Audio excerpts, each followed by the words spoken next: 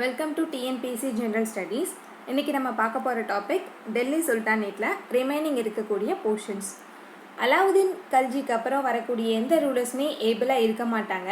And அதனால் ஆட்சியை என்ன செஞ்சுருவாங்க, கியாசுதீன் துக்ளக் அப்படிங்கிற ஒருத்தர் கைப்பற்றிடுவார். இது வரைக்கும் தான் நம்ம போர்ஷன் 1ல் பார்த்துருந்தோம்.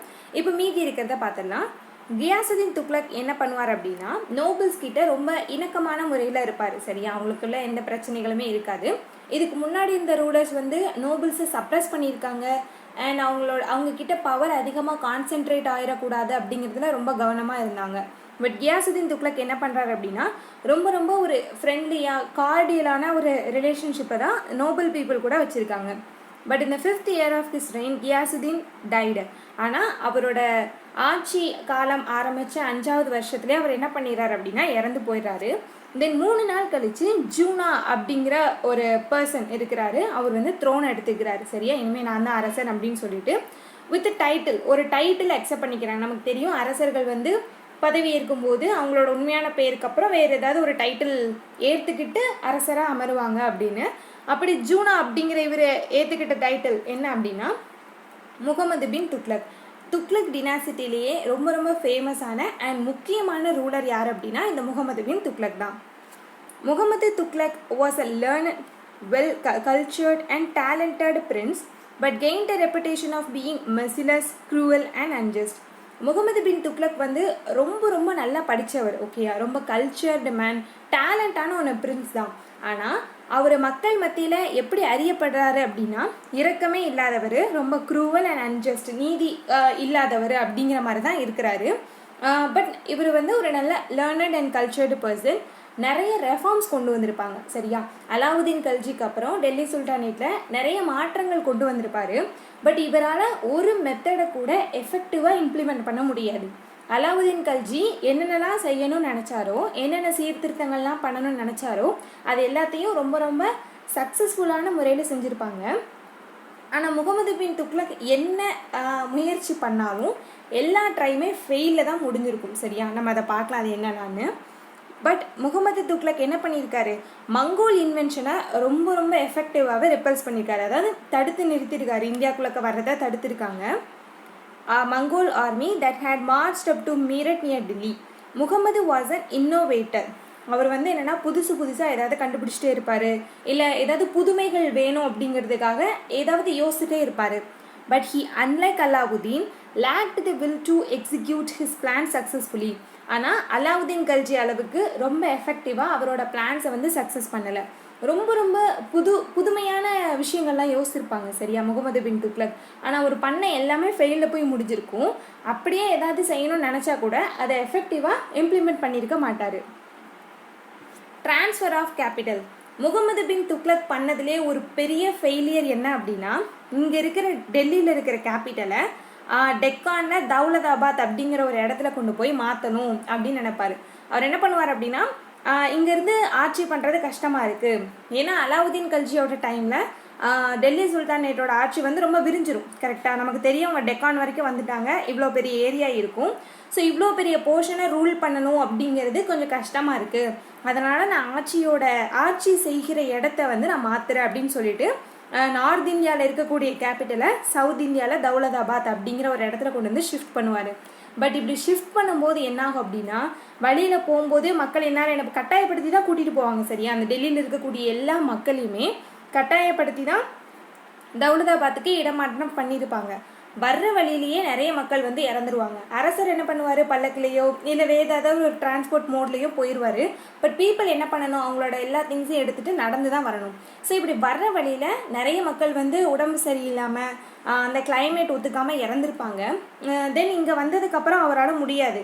ஏன்னா இங்கே நார்த் வெஸ்ட் இருக்குது, ரொம்ப பாதுகாக்க வேண்டிய இடமே இந்த நார்த் வெஸ்ட்டு தான். இது வழியாக தான் இன்வேஷன் நடக்கும்.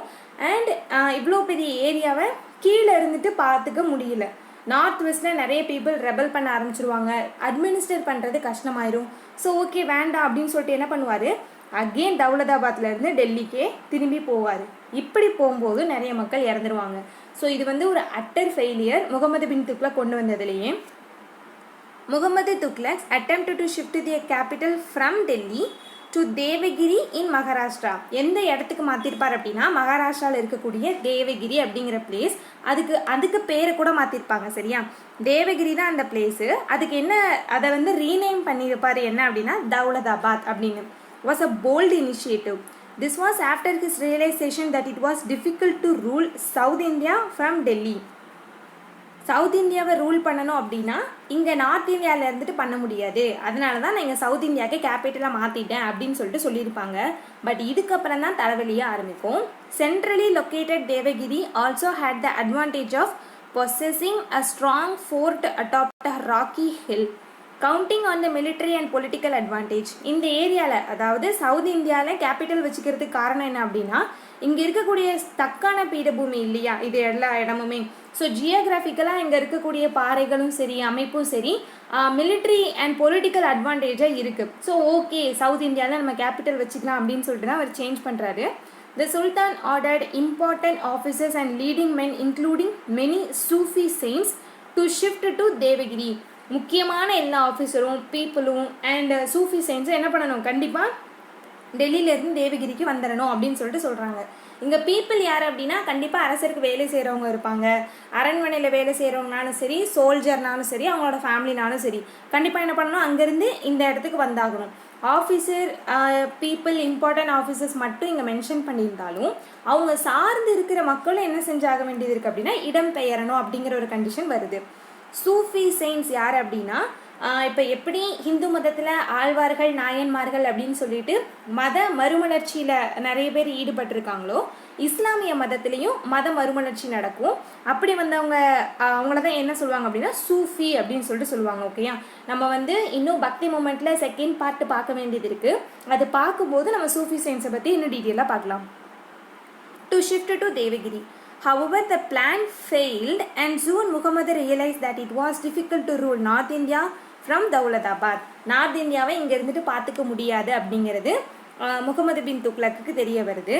ஸோ அகெயின் கேபிட்டலை டெல்லிக்கே ட்ரான்ஸ்ஃபர் பண்ணுறாரு. இதுதான் தௌலதாபாத். இது இங்கே இருக்கக்கூடிய எல்லா பாறைகளுமே ரொம்ப ஸ்ட்ராங்காக இருக்குது அண்ட் ஜியோகிராஃபிக்கலாகவும் ஓகே அப்படிங்கிறனால தான் என்ன பண்ணியிருப்பார் அப்படின்னா கேபிட்டலை வந்து நார்த் இந்தியாவிலேருந்து சவுத் இந்தியாவுக்கு மாற்றிருப்பார். அண்ட் இது கிட்டத்தட்ட என்ன வரும் அப்படின்னா இந்தியன் சப்கான்டினென்ட் கொஞ்சம் சென்டராக வர மாதிரி இருக்கும். சரியா, மகாராஷ்டிரா கொஞ்சம் மேலே போயிருக்கும், இப்படி சென்டராக வர மாதிரி இருக்கும். ஸோ மத்தியில் இருக்கும்போது எல்லா டைரக்ஷன்லையும் ஈக்குவலாக ரூல் பண்ணுறது ஈஸியாக இருக்கும் அப்படின்னு சொல்லிட்டு அந்த கணக்கில் தான் கேபிட்டலை ஷிஃப்ட் பண்ணியிருப்பார். பட் அந்த பிளான் வந்து ஒர்க் அவுட் ஆகலை. இதுதான் துக்ளக் எம்பையர். அவங்க இருக்கும்போது, முகமது பின் துக்ளக் இருக்கும்போது எப்படி டெல்லி சுல்தானேட் வந்து எந்த அளவுக்கு பறந்துருந்துச்சு அப்படின்னு சொல்லிட்டு இங்கே காட்டியிருக்காங்க. ஆல்மோஸ்ட் ஓவர் எல்லா இந்தியன் பிளேசஸ்மே என்ன செஞ்சுட்டு அப்படின்னா டெல்லி சுல்தானேட் வந்து பரவிடுச்சு, எக்ஸப்ட் இங்கே இந்த இடம் தவிர. ஸோ கண்டிப்பாக டெல்லி இங்கே இருந்துட்டு இந்த பகுதியை ஆட்சி பண்ணுறது கஷ்டம் இல்லையா. ஸோ அதனால தான் அவர் என்ன பண்ணியிருக்காரு, தௌலதாபாத் இந்த இடத்துக்கு கேபிட்டலை ஷிஃப்ட் பண்ணியிருக்காங்க. டோக்கன் கரன்சி அவர் பண்ண ரெண்டாவது ரெஃபார்ம். கரன்சி புதுசாக கொண்டு வருவார். ஓகேயா, நாணயங்களில் வந்து அச்சிட்டு அரசு நாணயங்கள் வெளியிடும் இல்லையா, இப்போ வெளியிடுறாங்களே அதே மாதிரி அரசரே நாணயங்கள்லாம் வெளியிடுறாரு. இதுக்கு முன்னாடி இருந்திருக்கு, பட் இவர் வந்து பழக்கப்படுத்துகிறாரு. டெல்லி சுல்தானேட்டுக்கு வந்து நாணயங்களை இன்னும் பழக்கப்படுத்துகிறாரு. The next important experiment of Muhammad was the introduction of token currency. This currency system had already been experimented in China and Iran. இது ஆல்ரெடி 2 கண்ட்ரீஸில் இருக்குது. For India, it was much ahead of its time, given that it was a time when coins were based on silver content. இந்த காலகட்டத்தில், அதாவது Indian சப்கான்டினென்ட்டில் token currency introduce பண்ணுற இந்த காலகட்டத்தில் coins maximum எதில் தான் இருக்குது அப்படின்னா சில்வர் வெள்ளி நாணயங்களாக இருக்குது. When Muhammad issued bronze coins, fake coins were minted which could not be prevented by the government. அவர் என்ன பண்ணுறாரு, சில்வரில் தானே, எதுக்கு சில்வரில் இது பண்ணணும், நம்ம ஏன் பிரான்ஸ் ட்ரை பண்ணக்கூடாது அப்படின்னு சொல்லிட்டு பிரான்ஸில் வந்து நாணயங்கள் வெளியிட ஆரம்பிக்கிறாங்க. இது எப்படி அப்படின்னா இப்போ நம்ம கையில் இருக்கிற காகித நாணயம் இருக்கு இல்லையா, 100 ரூபாய் நோட்டோ 200 ரூபாய் நோட்டோ, அது வெறும் பேப்பர் தான். நமக்கு அது வந்து நமக்கு பேப்பராக தெரியாது, அது வந்து ஒரு காசு, அதுக்கு ஒரு மதிப்பு இருக்குது அப்படின்னு சொல்லிட்டு நமக்கு வந்து புரியும். அப்படி தானே, அது ஒன்றுமே இல்லாத விஷயம். ஆக்சுவலி ஜஸ்ட் அது பேப்பர் தான், பட் அது மதிப்பு இருக்குது. அதே மாதிரி தான் பிரான்ஸ் காயினுக்கு மதிப்பு கிடையாது, ஆனால் கவர்மெண்ட் சொன்னால் அந்த பிரான்ஸ் காயினுக்கு மதிப்பு இருக்குது, அந்த மாதிரி. சரியா, பட் இங்கே கோல்டு அண்ட் சில்வர் வந்து கதை வேறு. ஏன்னா இது ரெண்டுமே ரொம்ப விலை உயர்ந்த உலோகங்கள், அதுக்கு ஆல்ரெடி அதுக்கே மதிப்பு இருக்குது. சரியா, நாணயமாக இல்லைனா கூட கோல்டுக்கோ சில்வருக்கோ மதிப்பு இருக்குது. ஆனால் பேப்பர் கரன்சிக்கு என்ன இருக்காது அப்படின்னா மதிப்பு இருக்காது. பட் இந்த மெத்தட் தான் அவர் இங்கே கொண்டு வர ட்ரை பண்ணுறாரு. பிரான்ஸில் செப்பில் நாணயங்கள் வெளியிடுறாரு. செப்பு வந்து ஈஸியாக கிடைக்கக்கூடிய ஒரு மெட்டல் அண்ட் அதுக்கு வந்து மதிப்பு அவ்வளோவா கிடையாது. இன்ட்ரின்சிக் வேல்யூ அப்படிங்கிறது அதுக்கு அதிகமாக கிடையாது. அதனால் பீப்புள் என்ன பண்ணிட்டாங்க, அவங்களே கரன்சியை அச்சிட ஆரம்பிச்சிட்டாங்க. கள்ள நோட்டுன்னு வச்சுக்கோங்களேன். ஸோ ஃப்ராட் பண்ணி என்ன செய்ய ஆரம்பிச்சிட்டாங்க அப்படின்னா பொய்யான நாணயங்கள் வந்து வெளியிட ஆரம்பிச்சிட்டாங்க. ஒரு கட்டத்தில் பார்த்தீங்கன்னா பிரான்ஸ் காயின்ஸ் வந்து ரொம்ப ரொம்ப அதிகமான அளவில் கிடச்சிட்டு, ஸோ இந்த மாதிரி கள்ள நோட்டுகள் இல்லைனா கள்ளத்தனமாக காயினை வந்து அச்சடிக்கிறதுனால என்ன பிரச்சனைனா அந்த நாணயத்தோட உண்மையான மதிப்பு குறைஞ்சிரும். சரியா, நிறைய இருக்குது அப்படின்னா அதுக்கான வேல்யூ வந்து குறைஞ்சிரும். ஸோ கவர்மெண்ட் வந்து இந்த இடத்துல ஃபெயில் ஆயிரும், கண்ட்ரோல் பண்ணவே முடியாது இந்த ஃபேக் காயின்ஸ் வந்து மின் பண்ணுறத. ஸோ இது வந்து ஒரு நெக்ஸ்ட் ஃபெயிலியர் முகமது பின் துக்ளக்கு. The coins were devalued to such an extent that the government had to withdraw the bronze coins and replace them with silver coins. அதனால் அவர் என்ன பண்ணுவார், சரி இந்த செப்பு நாணயங்கள்லாம் வேண்டாம், எல்லாத்தையும் கொடுங்க, நான் உங்களுக்கு சில்வரில் காயின்ஸ் தர்றேன் அப்படின்னு சொல்லிட்டு சொல்லுவாங்க. ஆனால் கவர்மெண்ட் எவ்வளோ தான் கொடுக்கும் சொல்லுங்கள், ஆல்ரெடி பிரான்ஸ் காயின்ஸ் நிறைய மின்ட் பண்ணியாச்சு அண்டு ஃபேக் காயின்ஸும் நிறைய இருக்குது. ஸோ இந்த இடத்துல கவர்மெண்ட் என்ன பண்ணுறாங்க அப்படின்னா எது உண்மையான காயின் எது பொய்யான காயின்னு தெரியாமல் சரி எல்லா நாணயங்களையும் என்கிட்ட திருப்பி கொடுங்க, அதுக்கு பதிலாக சில்வர் நாணயங்களை வந்து வாங்கிக்கோங்க, வெள்ளியில் நாணயங்களை வாங்கிக்கோங்க அப்படின்னு சொல்லிட்டு சொல்கிறாங்க. இது வந்து எம்பையரோட ரிசோர்ஸஸ் எல்லாமே இதாகிறதுக்கு அழிஞ்சு போகிறதுக்கு காரணமாயிருச்சு. இது துக்ளக்கோட காலத்தில் வெளியிடப்பட்ட நாணயங்கள். சுல்தான்ஸ் அதர் இன்னோவேட்டிவ் மெஷர்ஸ், வேறு என்ன மெத்தட்லாம் அவர் கொண்டு வந்திருக்காரு, என்னென்ன சேஞ்சஸ்லாம் கொண்டு வந்திருக்காரு அப்படின்னு பார்க்கலாம். Equally innovative was Muhammad Tughlaq's scheme to expand cultivation. கல்டிவேஷனை எக்ஸ்பேண்ட் பண்ணுறதுக்கு முகமது துக்ளக்கோட idea. But it is also failed miserably. இதுவும் ஃபெயில் தான்.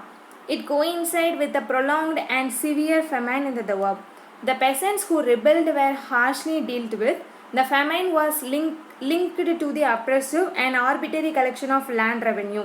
அவர் என்ன பண்ணுறாரு, கல்டிவேட் பண்ணக்கூடிய லேண்டை வந்து எக்ஸ்பேண்ட் பண்ணலாம் அப்படின்னு சொல்லிட்டு ஒரு மெத்தடை கொண்டு வராரு. பட் இவர் இந்த ரெஃபர்மேஷன் கொண்டு வர டைமில் ஆல்ரெடி கங்கை யமுனை நதிக்கு இடைப்பட்ட இடத்துல இருக்கக்கூடிய ஃபார்மர்ஸ் வந்து ரொம்ப சிவியரான ஃபெமைனால் அவதிப்படுறாங்க. சரியா, அங்கே வறுமை நிலவிட்டுருக்கு. ஸோ கஷ்டப்படுற காலத்தில் கவர்மெண்ட் வந்து பீப்புளுக்கு வந்து ஹெல்ப் பண்ணணும். பட் இந்த இடத்துல அவர் என்ன பண்ணிட்டாரு, ஒரு எக்ஸ்பெரிமெண்ட்டை ட்ரை பண்ணிட்டாரு. ஸோ இதனால் ஃபெமைனால் என்ன செய்கிறாங்கன்னா ஃபார்மர்ஸ் எல்லாருமே ரெபல் பண்ணிகிட்டு இருக்காங்க, புரட்சியில் ஈடுபடுறாங்க. ரொம்ப அங்கேயும் என்ன நடக்குது, ஆல்ரெடி கரன்சி சிஸ்டம் வந்து ஃபெயில் ஆயிடுச்சு, கேபிட்டலை சேஞ்ச் பண்ணதில் நிறைய லாஸ் ஆயிடுச்சு, பீப்புளும் இறந்து போயிட்டாங்க. ஸோ டேக்ஸை வந்து ரொம்ப அதிகமாக போடுறாங்க. சரியா, இது எதுவுமே மக்களுக்கு பிடிக்கல. ஸோ ரெபல் பண்ணிகிட்டே இருக்காங்க. The Sultan established a separate department to take care of agriculture. அதனால் அவர் என்ன பண்ணுறாரு அப்படின்னா விவசாயத்தை மட்டுமே பார்க்கணும் அப்படிங்கிறதுக்காக ஒரு செப்பரேட் டிபார்ட்மெண்ட்டை வந்து அரேஞ்ச் பண்ணுறாரு. அது பேர் என்ன அப்படின்னா திவான் இ அமீர் கோஹி. ரொம்ப ரொம்ப இம்பார்ட்டண்டான ஃபேக்ட். திவான் இ அமீர் கோஹி அப்படிங்கிறது முகமது பின் துக்ளக் வந்து இன்ட்ரடியூஸ் பண்ண ஒரு டிபார்ட்மெண்ட். இந்த டிபார்ட்மெண்ட் வந்து specially for agriculture. Loans were advanced to farmers for purchase of cattle, seeds, digging of wells, but to no avail. அவர் என்ன பண்ணுறாரு அப்படின்னா லோன் கொடுக்குறாங்க. சரி, ஓகே, கேட்டில் வாங்கிக்கோங்க, சீடு வாங்கிக்கோங்க, பஞ்சத்தில் இருக்காங்க இல்லையா, ஸோ நீங்கள் வந்து ஏதாவது பண்ணி மறுபடியும் விவசாயம் பண்ணுங்கள், அறுவடை செய்யுங்க அப்படின்னு சொல்கிறாங்க. பட் அங்கே எதுவுமே நடக்கலை. Officers appointed to monitor the graphs where not efficient. இந்த கிராப்ஸ் பயிரெல்லாம் மேற்பார்வை செய்யணும் அப்படிங்கிறதுக்காக ஒரு ஆஃபீஸர்ஸ்லாம் அப்பாயிண்ட் பண்ணுறாங்க. பட் இந்த ஆஃபீஸர்ஸ் யாருமே எஃபிஷியன்ட் இல்லை. முகமது பின் துக்ளக் இன்ட்ரடியூஸ் பண்ண எல்லா ரெஃபார்ம்ஸுமே ரொம்ப ரொம்ப ஸ்டாண்டர்டாக இருக்கும். பட் அவரால் என்ன பண்ண முடியாது அப்படின்னா எஃபெக்டிவாக அதை இம்ப்ளிமெண்ட் பண்ணியிருக்க முடியாது. அதனால தான் அது எல்லா ரெஃபார்ம்ஸுமே என்ன இருக்கும் அப்படின்னா ஃபெயிலாக போயிருக்கும். The nobility and important officials were of diverse background. Besides, the Sultan's temperament had also earned him a lot of enemies. இவரும் எப்படி இருக்கார் அப்படின்னா நம்ம பார்த்தோம் ரொம்ப அன்ஜஸ்ட் அண்ட் ரூடு க்ரூவலாக தான் இருக்கிறாரு. இதனாலேயே என்ன ஆகுது அப்படின்னா இவருக்கு நிறைய எனிமீஸ் வந்து உருவாக ஆரம்பிக்கிறாங்க. Alauddin Khilji had not annexed distant territories, knowing full well that they could not be effectively governed. Alauddin Khilji நிறைய இடங்கள் மேலே படையெடுத்து போயிருக்காரு, நிறைய பகுதிகளை தோற்கடிச்சிட்டு அந்த பகுதியில் இருக்கக்கூடிய அரசருக்கு நான் தான் இனிமேல் உங்களுக்கு மேலானவன், என்னோட சூசானிட்டியை வந்து நீங்கள் அக்செப்ட் பண்ணிக்கணும் அப்படிங்கிற மாதிரி சொல்லிட்டு வந்துடுறாரு. சரியா, இவரோட மேலாதிக்கம் அந்த இடத்துல இருக்கும். ஆனால் அந்த பகுதி என்ன செஞ்சிருக்க மாட்டார் அப்படின்னா டெல்லி சுல்தானியத்தோட இணைச்சிருக்க மாட்டாங்க. ஏன்னா ஒரு பகுதி டெல்லி சுல்தானியத்து கீழே வருது அப்படின்னா அதை கவர்ன் பண்ண வேண்டியது அந்த ரெயினோட ரூலர். கரெக்டா? ஸோ இது வந்து நம்மளால முடியாது, எஃபெக்டிவாக ரூல் பண்ண முடியாது அப்படின்னு சொல்லிட்டு அலாவுதீன் கல்ஜி அந்த விஷயத்த பண்ணலை. பட் இங்கே முகமது துக்ளக் என்ன பண்ணுறாரு அப்படின்னா படையெடுத்து போகிற எல்லா பகுதியும் டெல்லி சுல்தானேட்டோட இணைக்கிறாரு. ஸோ இந்த இடத்துல அட்மினிஸ்ட்ரேஷன் அப்படிங்கிறது தடுமாறுது. ஏன்னா இந்தியன் சப்கான்டினென்ட் வந்து ரொம்ப ரொம்ப வாஸ்ட், டைவர்ஸ் அண்ட் பீப்புள் வந்து எப்படின்னா ஒரு பர்டிகுலர் ரிலீஜியன், கல்ச்சர் இந்த மாதிரி விஷயத்த சார்ந்தவங்களாம் இருக்க மாட்டாங்க. Varieties of people, variety of religion இந்த மாதிரி இருக்கிறனால இந்தியா மாதிரி ஒரு சப்கான்டினெண்ட்டை அட்மினிஸ்டர் பண்ணுறது ரொம்ப ரொம்ப கஷ்டமான விஷயமா போயிடுது. ஸோ இது என்ன பண்ணும் அப்படின்னா நிறைய எனிமீஸை வந்து அரசருக்கு எதிராக திரும்ப ஆரம்பிப்பாங்க. He preferred to establish his suzerainty over them, but Muhammad annexed all the lands he conquered. Therefore, at the end of his reign, while he faced a series of rebellions, his repressive measures further alienated his subjects. Already அவர் எடுத்த எல்லா ரெஃபார்ம்ஸுமே fail ஆயிடுச்சு. So இதனால் என்ன செய்கிறாங்க, ஃபார்மர்ஸ்லேருந்து மக்கள் வரைக்கும் என்ன செய்கிறாங்க, ரெபல் பண்ணுறாங்க. அந்த ரெபெலியனை சப்ரஸ் பண்ணணும் அப்படிங்கிறதுக்காக இவர் என்ன செய்கிறார் அப்படின்னா ரொம்ப கடுமையான மெஷர்ஸ்லாம் எடுக்க வேண்டியது இருக்குது. ஸோ இது என்ன பண்ணுது அப்படின்னா மக்களுக்கு வந்து பிடிக்காத அரசராக முகமது பின் துக்ளக் வந்து மாறிடுறாரு. Distant regions like Bengal, Madurai, Warangal, Awadh, Gujarat and Sindh hoisted the flags of rebellion and the Sultan spent his last day fighting rebels. எல்லா இடத்துலையும் அந்த மத்திய அண்ட் நார்த் இந்தியாவை தவிர தூரத்தில் இருக்கிற எல்லா பகுதியுமே சுல்தானுக்கு எதிராக திரும்பிடுறாங்க. ஸோ இவரோட கடைசி காலங்களை இந்த ரெபலியனை ஒடுக்கிறதுக்கும் எனிமீஸோட ஃபைட் பண்ணியுமே என்ன செய்யுது அப்படின்னா போயிடுது. While he was frantically engaged in pursuing a rebel leader in Gujarat, he fell ill and died at the end of his 26th regnal year. ஒரு ரெபல் லீடரோட ஃபைட் பண்ணிட்டு இருக்கும்போது கடைசியில் என்ன செய்கிறாரு, உடல்நலக்குறைவு ஏற்பட்டு இறந்துடுறாரு. ரெக்னல் இயர் அப்படின்னா என்ன அர்த்தம்னா, இப்போ ஒரு பர்சன் வந்து ஆட்சிக்கு வராரு, அவர் ஆட்சி ஆரம்பிக்கிறதுலேருந்து அவரோட இதை சொல்லுவாங்க. சரியா, நம்ம பார்த்துருப்போம் அசோகர் வந்து அவரோட 7வது 8வது ஆட்சி காலத்தில் அப்போ தான் கலிங்க போரில் வந்து ஈடுபட்டிருப்பாரு. அந்த டைமில் தான் போரே வேண்டாம் அப்படின்னு சொல்லிட்டு தம்மாவை கடைபிடிப்பார் அப்படின்னு சொல்லிட்டு அதுதான் ரெக்னல் இயர். சரியா, அவர் அரசராக ஆன காலத்திலிருந்து அந்த வருஷங்கள் வந்து கணக்கிடப்படும். 26th ரெக்னல் இயர்னா அப்போ இங்கே என்ன அர்த்தம், முகமது பின் துக்ளக் வந்து 26வது வருஷம் அரசராக இருக்கிற 26வது வருஷம், அதான் ரெக்னல் இயர். ஓகேயா, ஸோ என்ன செய்கிறார் அப்படின்னா இறந்து போயிடுறாரு. தென் இவருக்கு அப்புறம் வர்றது யாருன்னா Firoz Tughlaq. Firoz father Rajab was the younger brother of Ghiyasuddin Tughlaq. இவர் யார் அப்படின்னா இவரோட அப்பா கியாசுதீன் துக்ளக்கோட younger brother. Both had come from Khurasan during the reign of Alauddin Khalji. Rajab, who had married a Jat princess, had died when Firuz was 7 years older. இவர் என்ன பண்ணிக்கிட்டாரு, ராஜப் ஒரு ஜாட் பிரின்சஸை வந்து திருமணம் செஞ்சுக்கிட்டாங்க. சரியா, அலாவுதீன் கல்ஜியோட காலத்தில் இவங்க வந்து என்ன செஞ்சுருக்காங்கன்னா இந்தியாக்குள்ளே வந்திருக்காங்க. தென் இங்கேயே செட்டில் ஆகிட்டாங்க. When Ghiyasuddin ascended the throne, he gave Firuz command of 12,000 strong cavalry force. இவங்க சொந்தக்காரங்க தான். ஓகேயா, ஃபிரோஸ் துக்ளக்கும் ராஜபும், சாரி இது அவரோட அப்பா. கியாசுதீன் துக்ளக்கு தம்பி பையன் தான் ஃபிரோஸ்னு வச்சுக்கோங்களேன். அப்போ ஃபிரோஸ் வந்து யார், கியாசுதீன் துக்ளக்கு பையன் முறை வேணும், சித்தப்பா பையன் முறை வேணும். ஸோ இவர் என்ன பண்ணுறாரு அப்படின்னா கியாசுதீன் துக்ளக் அரசராக பதவி ஏற்கும்போது இவருக்கு 12,000 ஸ்ட்ராங் கேவல்ரி ஃபோர்ஸை வந்து கொடுத்துட்டு அவரை வந்து கமாண்டில் வச்சுக்கிறாரு. சரியா, அவர் வந்து சொந்தக்கார பையன் அப்படிங்கிறனால கிட்டே வச்சுக்கிறாரு. Later Firoz was made in charge of one of the 4 division of the sultanate. சுல்தானேட்டில் இருக்கக்கூடிய 4 ப்ராவிஷனில் ஒரு ப்ராவிஷனை கவர்ன் பண்ணுற பொறுப்பை வந்து ஃபிரோஸ்க்கு வந்து கொடுக்குறாங்க. Muhammad bin Tughlaq died without naming his successor. இவருக்கு அப்புறம் யார் வரணும் அப்படின்னு சொல்லிட்டு இவர் சொல்லாமலே இறந்துட்டாரு. The claim made by Muhammad sister to his son was not supported by the nobles. Then இவங்க தான் வரணும் அவங்க தான் வரணும்னு சொல்லிட்டு ஒவ்வொருத்தர் சொல்லும்போது நோபல்ஸ் வந்து அக்செப்ட் பண்ணிக்கல. ஹிஸ் சன் ரெக்கமெண்டட் பை முகமது's friend Khan-e-Jahan was a mere child. Under such circumstances, Firuz ascended the throne. ஒரு அரசர் இறந்துட்டார் அப்படின்னா அதுக்கடுத்து அரசராக யார் வரணும் அப்படிங்கும்போது பதவி ஆசை கண்டிப்பாக எல்லாருக்கும் இருக்கும். ஸோ பக்கத்தில் இருக்கிற அவரை சார்ந்திருக்கிற எல்லாருமே சரி, அவரோட தங்கையாக இருக்கட்டும், அவரோட அண்ணனாக இருக்கட்டும், இல்லை யாராக வேணா இருக்கட்டும், ஒன்று தான் அரச பொறுப்புக்கு வரணும்னு நினைப்பாங்க. அப்படி இல்லைன்னா தன்னோட பிள்ளைங்க வந்து அரச பொறுப்புக்கு வரணும் அப்படின்னு நினைப்பாங்க. இது இயற்கை, இது வரலாறு அடிக்கடி நம்ம பார்க்கலாம். பட் இது எதுவுமே என்ன பண்ணலை அப்படின்னா நோபல்ஸ்க்கு பிடிக்கல. அங்கே இருக்கிற நோபல்ஸ்க்கு வந்து இல்லை வேண்டாம், இவங்களால இவ்வளோ பெரிய ராஜ்யத்தை காப்பாற்றிக்க முடியாது, இவங்க ஏபிள் ரூலர் கிடையாது அப்படின்னு சொல்லிட்டு அவங்க என்ன செய்கிறாங்க, இக்னோர் பண்ணிடுறாங்க. தென் கடைசியாக இந்த சிச்சுவேஷனில் தான் ஃபிரூஸ் வந்து என்ன செய்கிறாரு, த்ரோனுக்கு வராரு. த விசீர் ஆஃப் ஃபிரூஸ் துக்லக். விசீர் அப்படின்னா நம்ம வைசியர் சொல்லுவோம் இல்லையா, அதோட திரிந்த ஒரு வார்த்தை தான் என்னது விசீர். விசீர் அப்படின்னா மினிஸ்டர் அப்படின்னு அர்த்தம், மந்திரி, மினிஸ்டர் என்ன வேணா வச்சுக்கலாம். The famous Khan-e Jahan was a Brahmin convert to Islam. Actually Khan-e Jahan அப்படிங்கிறவர் யார் அப்படின்னா ஒரு பிராமின் தான். இவர் என்ன பண்ணியிருப்பாங்கன்னா இஸ்லாமிய மதத்திற்கு மாற்றிருப்பாங்க. ஒரிஜினலி நோன் அஸ் கண்ணு, இவரோட பேர் என்ன கண்ணு. He was captured during the Sultanate campaigns in வாரங்கால். வாரங்கால் படையெடுப்பு நடக்கும் இல்லையா, அந்த அப்படி போயிருக்கும் போது தான் இவரை பிடிச்சிட்டு வருவாங்க. சரியா, கேப்சர் பண்ணிட்டு தான் வந்திருப்பாங்க. தென் இவருக்கு பேர் மாற்றிருப்பாங்க. இவங்க பிராமின்ஸ் இல்லையா, மேக்ஸிமம் அந்த டைமில் வந்து பிராமின்ஸ் வந்து நிறைய படிச்சிருப்பாங்க. அண்ட் அவங்க ஏதாவது ஒரு விஷயத்தில் ஸ்பெஷலாக இருந்திருப்பாங்க. அதனால் என்ன பண்ணுவாங்கன்னா அவங்களுக்கு வந்து ஏதாவது ஒரு பதவியோ பொறுப்போ கொடுத்து பக்கத்தில் வச்சுப்பாங்க. சரி, அவங்க கேப்சர் பண்ணிட்டு வந்திருந்தா கூட இந்த மாதிரி நடக்கும். இப்போ இருக்கிற தெலங்கானா அதுதான் வாரங்கால். ஓகேயா, ஸோ இங்கேருந்து பிடிச்சிட்டு வந்தவங்க தான் யார், இந்த கான்-இ ஜஹான். இவர் வந்து யாருன்னா ஃபெரோஸ் துக்லக்கோட மந்திரி. கான்சிலேட்டரி பாலிசி டுவார்ட்ஸ் நோபல்ஸ். ஃபெரோஸ் துக்லக்கும் என்ன பண்ணுறாரு, நோபல்ஸ் கிட்டக்க ரொம்ப சாஃப்டாக தான் இருக்கிறாரு. Towards the nobles and theologians. Firuz restored the property of the owners who had been deprived of it during the reign of Muhammad Tughlaq. முகமது துக்லக்கோட காலத்தில் அபகரிக்கப்பட்ட எல்லா நிலங்களையும் அந்தந்த ஓனர்ஸ்க்கே திருப்பி கொடுத்துறாங்க. சரியா, கல்டிவேஷன் லேண்டை வந்து எக்ஸ்பேண்ட் பண்ணணும்னு சொல்லிட்டு ஒரு மெஷர் எடுப்பார்ல, அந்த டைமில் என்ன பண்ணியிருப்பாருன்னா நிலங்களை வந்து அரசுடைமையாக்கியிருப்பாரு. ஸோ அந்த லேண்டெல்லாம் என்ன செய்கிறாங்க, ஃபிரோஸ் துக்லக் ஓனர்ஸ்க்கே திருப்பி கொடுக்குறாங்க. He reintroduced the system of hereditary appointments to offices, a practice which was not favored by Alauddin Khalji.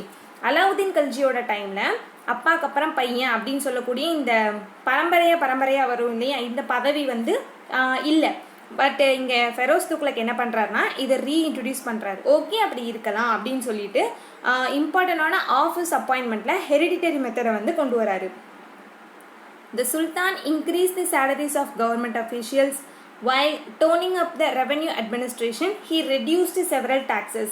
அவர் என்ன பண்ணுறாரு அப்படின்னா கவர்மெண்ட் அஃபிஷியலுக்கான சேலரியை வந்து இன்க்ரீஸ் பண்ணுறாரு. செவரல் டேக்ஸை வந்து என்ன செய்கிறாரு அப்படின்னா குறைக்கிறாரு. கொஞ்சம் மக்கள் மேலே நெருக்கடி இருக்கக்கூடாது அப்படிங்கிற காரணத்துக்காக டேக்ஸை வந்து குறைக்கிறாரு. He abolished many varieties of torture employed by his predecessors. இவங்களுக்கு முன்னாடி இருந்த எல்லா ரூலர்ஸுமே ரொம்ப கொடுமையான தண்டனைகள்லாம் விதிச்சிருப்பாங்க இல்லையா. ஃபார் எக்ஸாம்பிள் அலாவுதீன் கல்ஜி என்ன பண்ணியிருப்பார், மார்க்கெட்டில் ஏதாவது சின்ன தப்பு பண்ணால் கூட, இல்லை ஏதாவது ஏமாத்தினா, தவறான முறையிலையோ இல்லை அதிக விலைக்கோ காய்கறியை விற்றா, இல்லை இந்த மாதிரி ஏதாவது ட்ரேட் பண்ணால் ரொம்ப ரொம்ப கொடூரமான தண்டனைகள்லாம் விதிச்சிருந்தாங்க இல்லையா. இந்த மாதிரி இருக்கக்கூடிய எல்லா தண்டனைகளுமே அவர் என்ன செய்கிறார் அப்படின்னா தடை செய்கிறார். இந்த மாதிரிலாம் இருக்கக்கூடாது, க்ரூவெல்லாம் இருக்கக்கூடாது அப்படின்னு சொல்லிட்டு சொல்கிறாரு.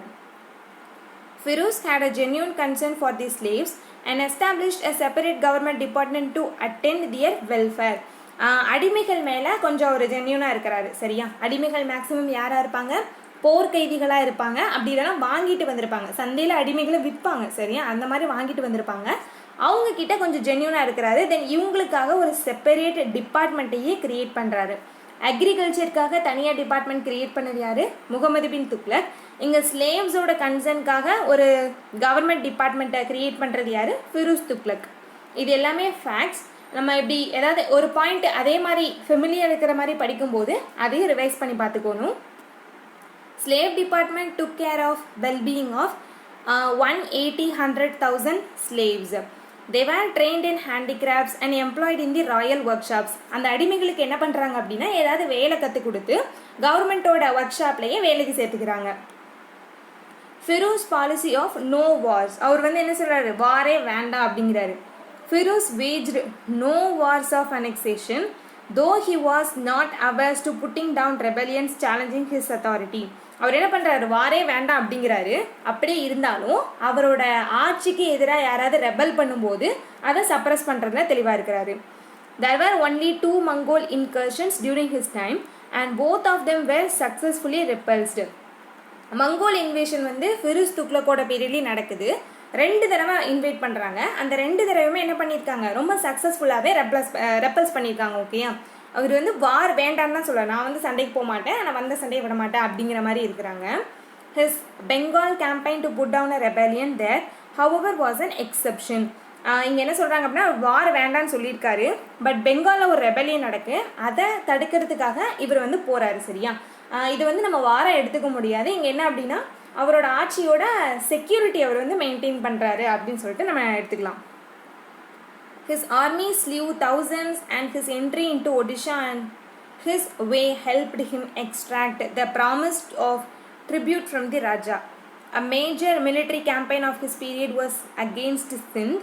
He succeeded in routing the enemies on the way. Yet his enemies and a famine that broke out during this period gave Sultan and his army a trying time.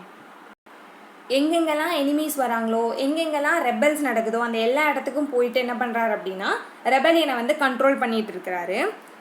ஃபெரூஸ் army however manage to reach Sindh. The ruler of Sindh agreed to surrender and pay tribute to sultan. ஒரு இடத்துல பிரச்சனை நடந்துட்டு இருக்கு, அதை நம்மளால control பண்ண முடியல அப்படின்னு ஒரு கிங்கு ஃபீல் பண்ணால் அவர் என்ன பண்ணுவார், அவரை விட பவர்ஃபுல்லாக இருக்கிற ஏதாவது ஒரு கிங்குக்கு அப்ரோச் பண்ணுவாங்க. ஓகேயா, பதிலுக்கு அவங்க என்ன பண்ணுவாங்க, நீங்கள் வந்து எனக்கு என்னோட ராஜ்யத்தை காப்பாற்றி கொடுத்தீங்கன்னா உங்களுக்கு நான் வந்து இந்த மாதிரி ட்ரிபியூட் பே பண்ணுறேன் அப்படின்னு சொல்லுவார். அந்த மாதிரி தான் இங்கே ஒடிஷா கிட்டேயும் சிந்துக்கிட்டே என்ன செய்கிறாங்க, நடக்கிற ரெபெலியனை ஸ்டாப் பண்ணிவிட்டு அவங்க கிட்டேருந்து ஒரு ட்ரிபியூட்டை வந்து என்ன செஞ்சுக்கிறாரு, வாங்கிக்கிறாரு. Religious policy. Firoz favoured orthodox Islam. Firoz என்ன பண்ணுறாரு அப்படின்னா ரொம்ப ஒரு இஸ்லாமிய மதவாதியாக தான் இருக்கிறாரு. He proclaimed his state to be an Islamic state. அவர் என்ன சொல்கிறாருன்னா, என்னோட ராஜ்யம் வந்து இஸ்லாமியத்துக்கான ராஜ்யம் தான் அப்படின்னு சொல்கிறாங்க. Largely to satisfy the theologians. எதுக்காக அப்படின்னா, அவங்களோட நோபல்ஸும் சரி, அவங்க அவையில் இருக்கக்கூடிய ஸ்காலர்ஸும் சரி, எல்லாருமே இஸ்லாம் பீப்புள் இல்லையா. ஸோ அவங்கள வந்து சாட்டிஸ்ஃபை பண்ணுறதுக்கும் அவங்கள வந்து ஆனர் பண்ணுற விதமாகவும் என்ன செய்கிறாங்க அப்படின்னா, என்னோட ராஜ்யம் வந்து இஸ்லாமியத்தோட தான் அப்படின்னு சொல்லிட்டு சொல்கிறாரு. ஹெரிட்டிக்ஸ் அப்படின்னா யாருன்னா, மதத்துக்கு எதிரானவங்க. சரியா, ஒரு பர்டிகுலர் ரிலீஜன் இருக்குன்னு வச்சுக்கோங்களேன், அந்த ரிலீஜனை யாராவது அப்போஸ் பண்ணுறாங்க அப்படின்னா அவங்கள என்ன பண்ணிடுறாங்க, பெர்சிக்யூட் பண்ணிடுறாங்க, அதாவது மர்டர் பண்ணிடுறாங்க.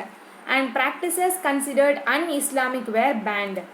இஸ்லாமியம் தவிர வேற மதங்கள் இல்லாததை என்ன பண்ணிடுறாரு அப்படின்னா பேன் பண்ணிடுறாரு. அப்படின்னா என்ன அர்த்தம், ஃபிரோஸ் துக்ளக் வந்து ஒரு டாலரண்ட்டாக இல்லை, மத சகிப்புத்தன்மை உடையவராக இல்லை.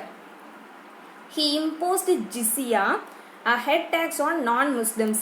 இவர் என்ன பண்ணுறாரு அப்படின்னா ஜிஸ்யா அப்படிங்கிற வரியை வந்து விதிக்கிறாங்க. ஓகேயா, ஆக்சுவலி ஃபஸ்ட்டு இந்த ஜிஸ்யா அப்படிங்கிற வரியை யார் கொண்டு வந்திருப்பா அப்படின்னா குட்புதீன் ஐபக். ஃபஸ்ட்டு முஸ்லீம் ரூலரான குட்புதீன் ஐபக் தான் என்ன செஞ்சிருப்பாரு, ஜிஸ்யா அப்படிங்கிற வரியை கொண்டு வந்திருப்பாங்க. இது என்ன அர்த்தம் தெரியுமா, ஜிஸ்யா அப்படிங்கிறது ஒரு டேக்ஸோட பேர். இது எதுக்காக போடுறாங்கன்னா, இஸ்லாமியர் இல்லாதவங்க மேலே, சரியா, நான் முஸ்லிம் பீப்புள் மேலே இந்த டேக்ஸை வந்து போடுறாங்க. எதுக்காகனா அவங்கள பாதுகாக்கிறதுக்காக. சரியா, இஸ்லாமிய பீப்புளை நாங்கள் காப்பாற்றுவோம், நீ இஸ்லாமிய இல்லை, உன்னை நான் காப்பாற்றணும் அப்படின்னா நீ எனக்கு வரி கொடுக்கணும் அப்படிங்கிற மாதிரி தான். ஸோ இந்த டேக்ஸ் தான் ஜிஸ்யா டேக்ஸு. இதை வந்து லேட்டரில் வந்தவங்க என்ன செஞ்சுருப்பாங்கன்னா பேன் பண்ணியிருப்பாங்க. அக்பர்லாம் என்ன செஞ்சுருப்பாங்கன்னா இந்த மாதிரி வரிலாம் இருக்கக்கூடாது அப்படின்னு சொல்லிட்டு பேன் பண்ணியிருப்பாரு. எதுக்குன்னா அவர் வந்து மத சகிப்புத்தன்மை உடையவர், எல்லா மதங்களும் சமம் அப்படின்னு நினைப்பாரு. தென் லேட்டர் வந்து அவுரங்கசீப் வருவார் இல்லையா, அவர் என்ன பண்ணியிருப்பார் அப்படின்னா ரீஇன்ட்ரடியூஸ் பண்ணியிருப்பார். இதெல்லாம் நம்ம முகல் எம்பையர் வரும்போது பார்க்கலாம். இங்கே வந்து ஜிஸ்யா அவர் இன்ட்ரடியூஸ் பண்ணது குட்புதீன் ஐபக். தென் நடுவில் வந்து அவங்க இதை பேன் பண்ணியிருந்தாலும் அகெயின் ஃபிரோஸ் துக்ளக் வந்து இன்ட்ரடியூஸ் பண்ணுறாரு. Which even the Brahmins were compelled to pay. பிராமின்ஸ்க்கு நம்ம கண்ட்ரியில் என்ன செஞ்சுருப்பாங்க, நிறைய சலுகைகள் கொடுத்துருப்பாங்க இல்லையா, நிலவரி கிடையாது, வேற அந்த டேக்ஸும் பே பண்ண வேண்டாம், லேண்ட் கிராண்ட்ஸ் கொடுத்துருப்பாங்க. பட் இவங்க வந்து பிராமின்ஸும் அதெல்லாம் கிடையாது, நீங்கள் வந்து நான் Muslim, so you have to pay அப்படிங்கிற மாதிரி கம்பல் பண்ணுறாங்க, நீங்கள் இந்த ஜிஸ்யா டேக்ஸை பே பண்ணணும் அப்படின்னு. Yet Feroz did not prohibit the building of new Hindu temples and shrines. இந்த மாதிரி மத நான் முஸ்லிம்ஸ் மேலே நிறைய தடைகளும் விதிகளும் போடுறவராக இருந்தாலும் ஹிந்து டெம்பிள்ஸ் அண்ட் ஷ்ரைன்ஸை கன்ஸ்ட்ரக்ட் பண்ணுறதுனா இவர் வந்து ஸ்டாப் பண்ணல. நிறைய கோயில்கள் கட்டுறாரு, நிறைய ஷ்ரைன்ஸ் கட்டிகிட்டு இருக்கிறாரு. ஸோ இந்த மாதிரி விஷயத்த அவர் ஸ்டாப் பண்ணலை. His cultural interest lead to translation of many Sanskrit works relating to religion, medicine and music. சமஸ்கிருதம் வந்து வேதிக் ட்ரெடிஷன் சார்ந்த ஒரு மொழி தான், சரியா? ஸோ அந்த மொழியில் எழுதப்பட்ட ரிலிஜன் சம்மந்தப்பட்ட நூலாக இருக்கட்டும், மருத்துவம் சம்மந்தப்பட்ட நூலாக இருக்கட்டும், இசையாக இருக்கட்டும், வேறு எந்த ஒர்க்காக இருந்தாலும் அதை என்ன பண்ணுறாரு அப்படின்னா அவரோட மொழிக்கு என்ன செய்கிறாரு, டிரான்ஸ்லேட் பண்ணிட்டு படிக்கிறாங்க. ஸோ இதுலேருந்து நமக்கு என்ன தெரியுதுன்னா இவர் வந்து மதத்து மேலே தான் வெறுப்பு இருக்குது, பட் மற்றபடி வேறு எந்த இது மேலேயும், கல்ச்சர் மேலேயோ ஆர்கிடெக்சர் மேலேயோ மொழி மேலேயோ இவருக்கு வந்து வெறுப்பு இல்லை. அந்த மொழியோ மதமோ என்ன சொல்லுது அப்படிங்கிறத அவர் கேட்க ரெடியாக இருக்கிறாரு. As an accomplished scholar himself, Firoz was a liberal patron of the learned including non Islamic scholars. படித்தவங்கள ரொம்ப பேட்ரனைஸ் பண்ணுறாரு. ஓகே, அவர் நான் முஸ்லீமாக இருந்தாலும் சரி, லேர்னட் பர்சனை வந்து பேட்ரனைஸ் பண்ணுறாரு. Fond of music, he is credited with establishing several educational institutions. அவர் என்ன பண்ணுறாரு அப்படின்னா அவருக்கு மியூசிக் வந்து ரொம்ப பிடிச்சிருக்கு, நிறைய எஜுகேஷ்னல் இன்ஸ்டிடியூஷனையும் எஸ்டாப்ளிஷ் பண்ணுறாரு. And a number of mosque, palaces and forts, நிறைய மசூதிகள் கட்டுறாரு, பேலஸ் கட்டுறாரு, ஃபோர்ட் கட்டுறாரு. இந்த மாதிரி கல்ச்சர் அண்ட் ஆர்கிடெக்சரில் இம்பார்ட்டன்ட் கொடுக்குற ஆர்வம் இருக்கக்கூடிய ஒரு அரசராக ஃபெரோஸ் துக்ளக் வந்து இருக்கிறாரு. நம்ம பார்த்தோம், jizya is a tax levied and collected per head by Islamic states on non-Muslim subject. அவங்களோட மக்கள் பிரஜைகள் வந்து நான் முஸ்லீமாக இருந்தாங்கன்னா அவங்கள பாதுகாக்கிறதுக்கும் அவங்கள வந்து தங்களோட பிரஜையாக இருக்கிறாங்க அப்படிங்கிற காரணத்துக்காகவும் நம்ம என்ன செய்யணும், நான் முஸ்லீம் பீப்புள் வந்து டேக்ஸ் பே பண்ணணும். அந்த டேக்ஸ் பேர் தான் என்ன, ஜிசியா. In India, Qutbuddin Aibak imposed jizya on non-Muslims for the first time. நமக்கு தெரியும் குத்புதீன் ஐபக்னா என்ன பண்ணுறாரு, ஃபஸ்ட்டு ஜிசியா அப்படிங்கிற ஒரு டேக்ஸை வந்து போடுறாரு. ஜிசியா was abolished by Mughal ruler Akbar in the 16th century but was reintroduced by Aurangzeb in the 17th century. Akbar இந்த ஜிசியா டேக்ஸை வந்து தடை பண்ணியிருப்பார். தென் லேட்டர் அவுரங்கசீப் வந்து அப்படின்னா இல்லை அப்படின்னு சொல்லிட்டு மறுபடியும் கொண்டு வந்துடுவாங்க. Public works, Firuz undertook many irrigation projects.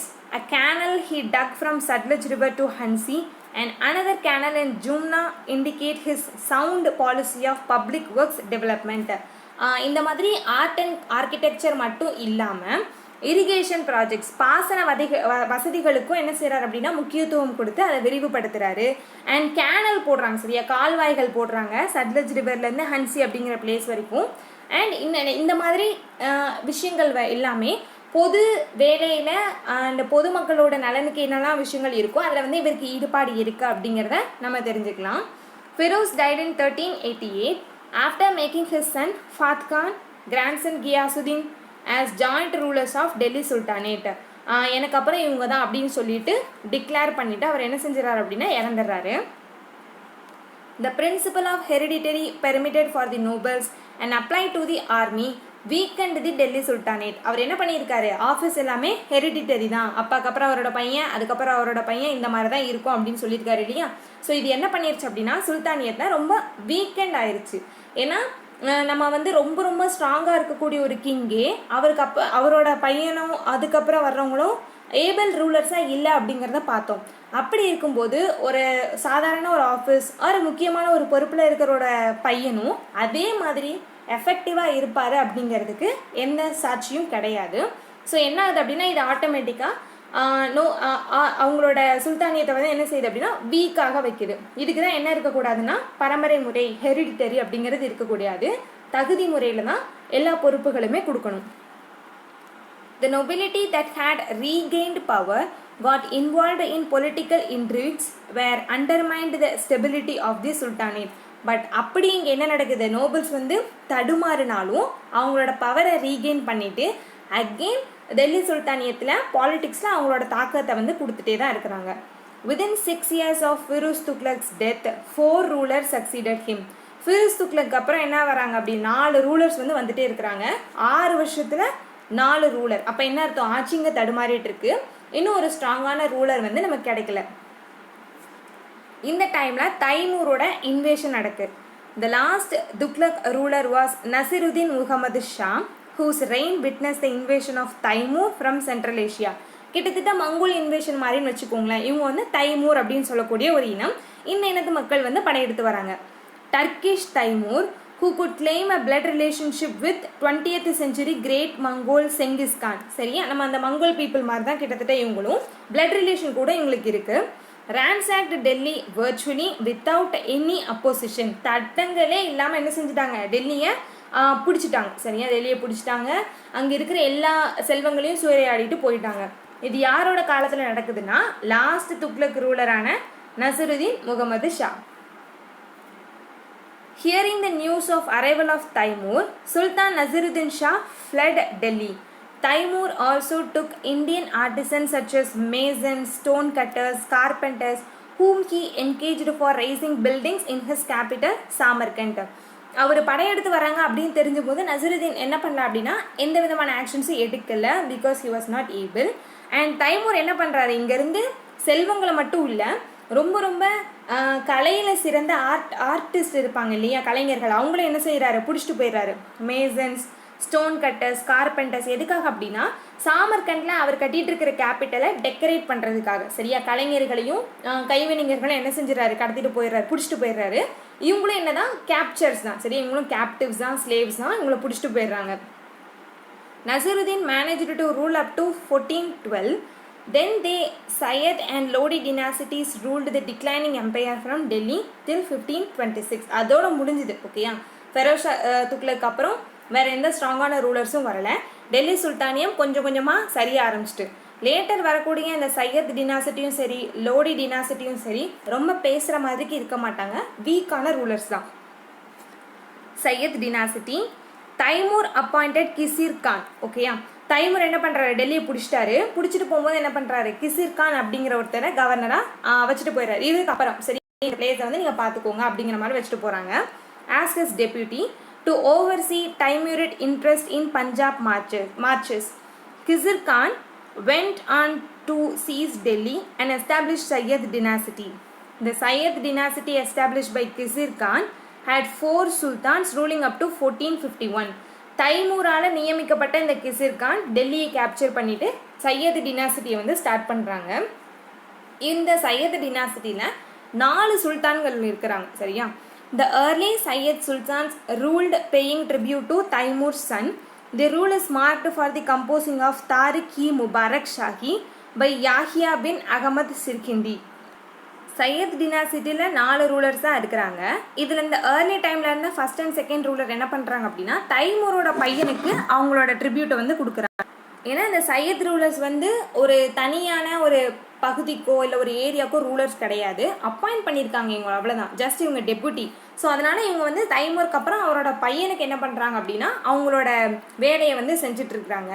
தாரிக்-இ-முபாரக் Shahi அப்படிங்கிற ஒரு ஒர்க்கில் இருந்து என்ன செஞ்சுக்கலாம்னா இந்த சையத் டினாசிட்டியை பற்றி தெரிஞ்சுக்கலாம். By the end of their rule the empire was largely confine to the city of Delhi. இவங்களோட ரூல் முடியும் போது டெல்லி சுல்தானியம் எங்கே வரைக்கும் தான் இருக்குது அப்படின்னா டெல்லியை சுற்றி மட்டும்தான் இருக்குது. ஏன்னா ஒவ்வொரு பகுதியும் என்ன செஞ்சுருப்பாங்க அப்படின்னா இழக்க ஆரம்பிச்சிருப்பாங்க. துக்ளக் டினாசிட்டியில் முகமது பின் துக்ளக்கோட ரூல் வந்து ரொம்ப வீக்காக இருக்கும், நிறைய ரெபெலியன்ஸ் நடந்தது அப்படின்னு நம்ம பார்த்தோம் இல்லையா. அந்த டைமில் என்ன செஞ்சுருவாங்கன்னா ஒவ்வொரு பகுதியும் தனித்தனியாக சுதந்திரத்தை அறிவிச்சிருவாங்க.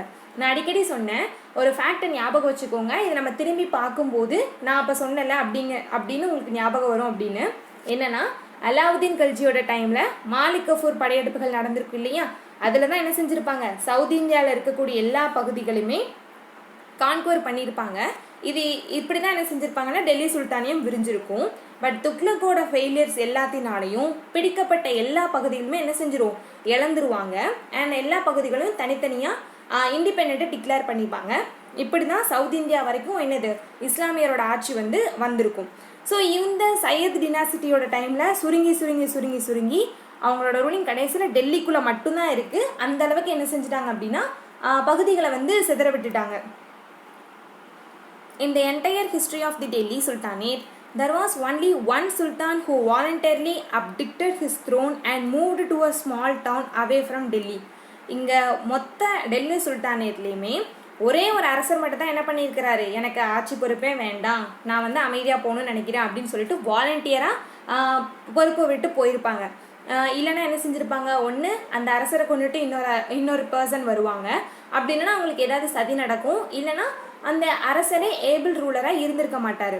ஸோ அவர் யார் அப்படின்னா Alam Shah of the Sayyid dynasty. Abraham Eraly the age of wrath அப்படிங்கிற புக்கில் இவரை பற்றி ஒரு குறிப்பு இருக்குது. அந்த கிங் பேர் தான் என்ன? Alam Shah. Lodi dynasty, last dynasty in Delhi sultanate. The Lodi dynasty was established by Bahlul Lodi, whose reign witnessed the conquest of Sharki kingdom. Bahlul Lodi இவர் தான் என்ன பண்ணுறாரு? லோடி டினாசிட்டியை ஸ்டார்ட் பண்ணுறாங்க. ஒரு ஆட்சி வந்து தடுமாறிட்டு இருக்குன்னா அதுலேருந்து ஏதாவது ஒருத்தர் வந்து என்ன செய்வார்? ஓகே, இந்த இது இப்படி தான் இருக்குது, நான் அரசராயிக்கிறேன் அப்படின்னு சொல்லிட்டு அவங்களா வாலண்டியராக வந்து த்ரோனை எடுத்துப்பாங்க. அவங்கக்கிட்ட இருந்து இன்னொரு டினாசிட்டி ஸ்டார்ட் ஆகும். ஓகேயா? இவங்களோட டைமில் தான் என்ன நடந்திருக்கு? ஷார்கி கிங்டமோட ஒரு கான்குவெஸ்ட் வந்து நடந்திருக்கு. It was his son Sikandar Lodi who shifted the capital from Delhi to Agra. இங்கே என்ன பண்ணுறாங்க? தலைநகர் மாற்றம் அப்படிங்கிறது நடக்குது.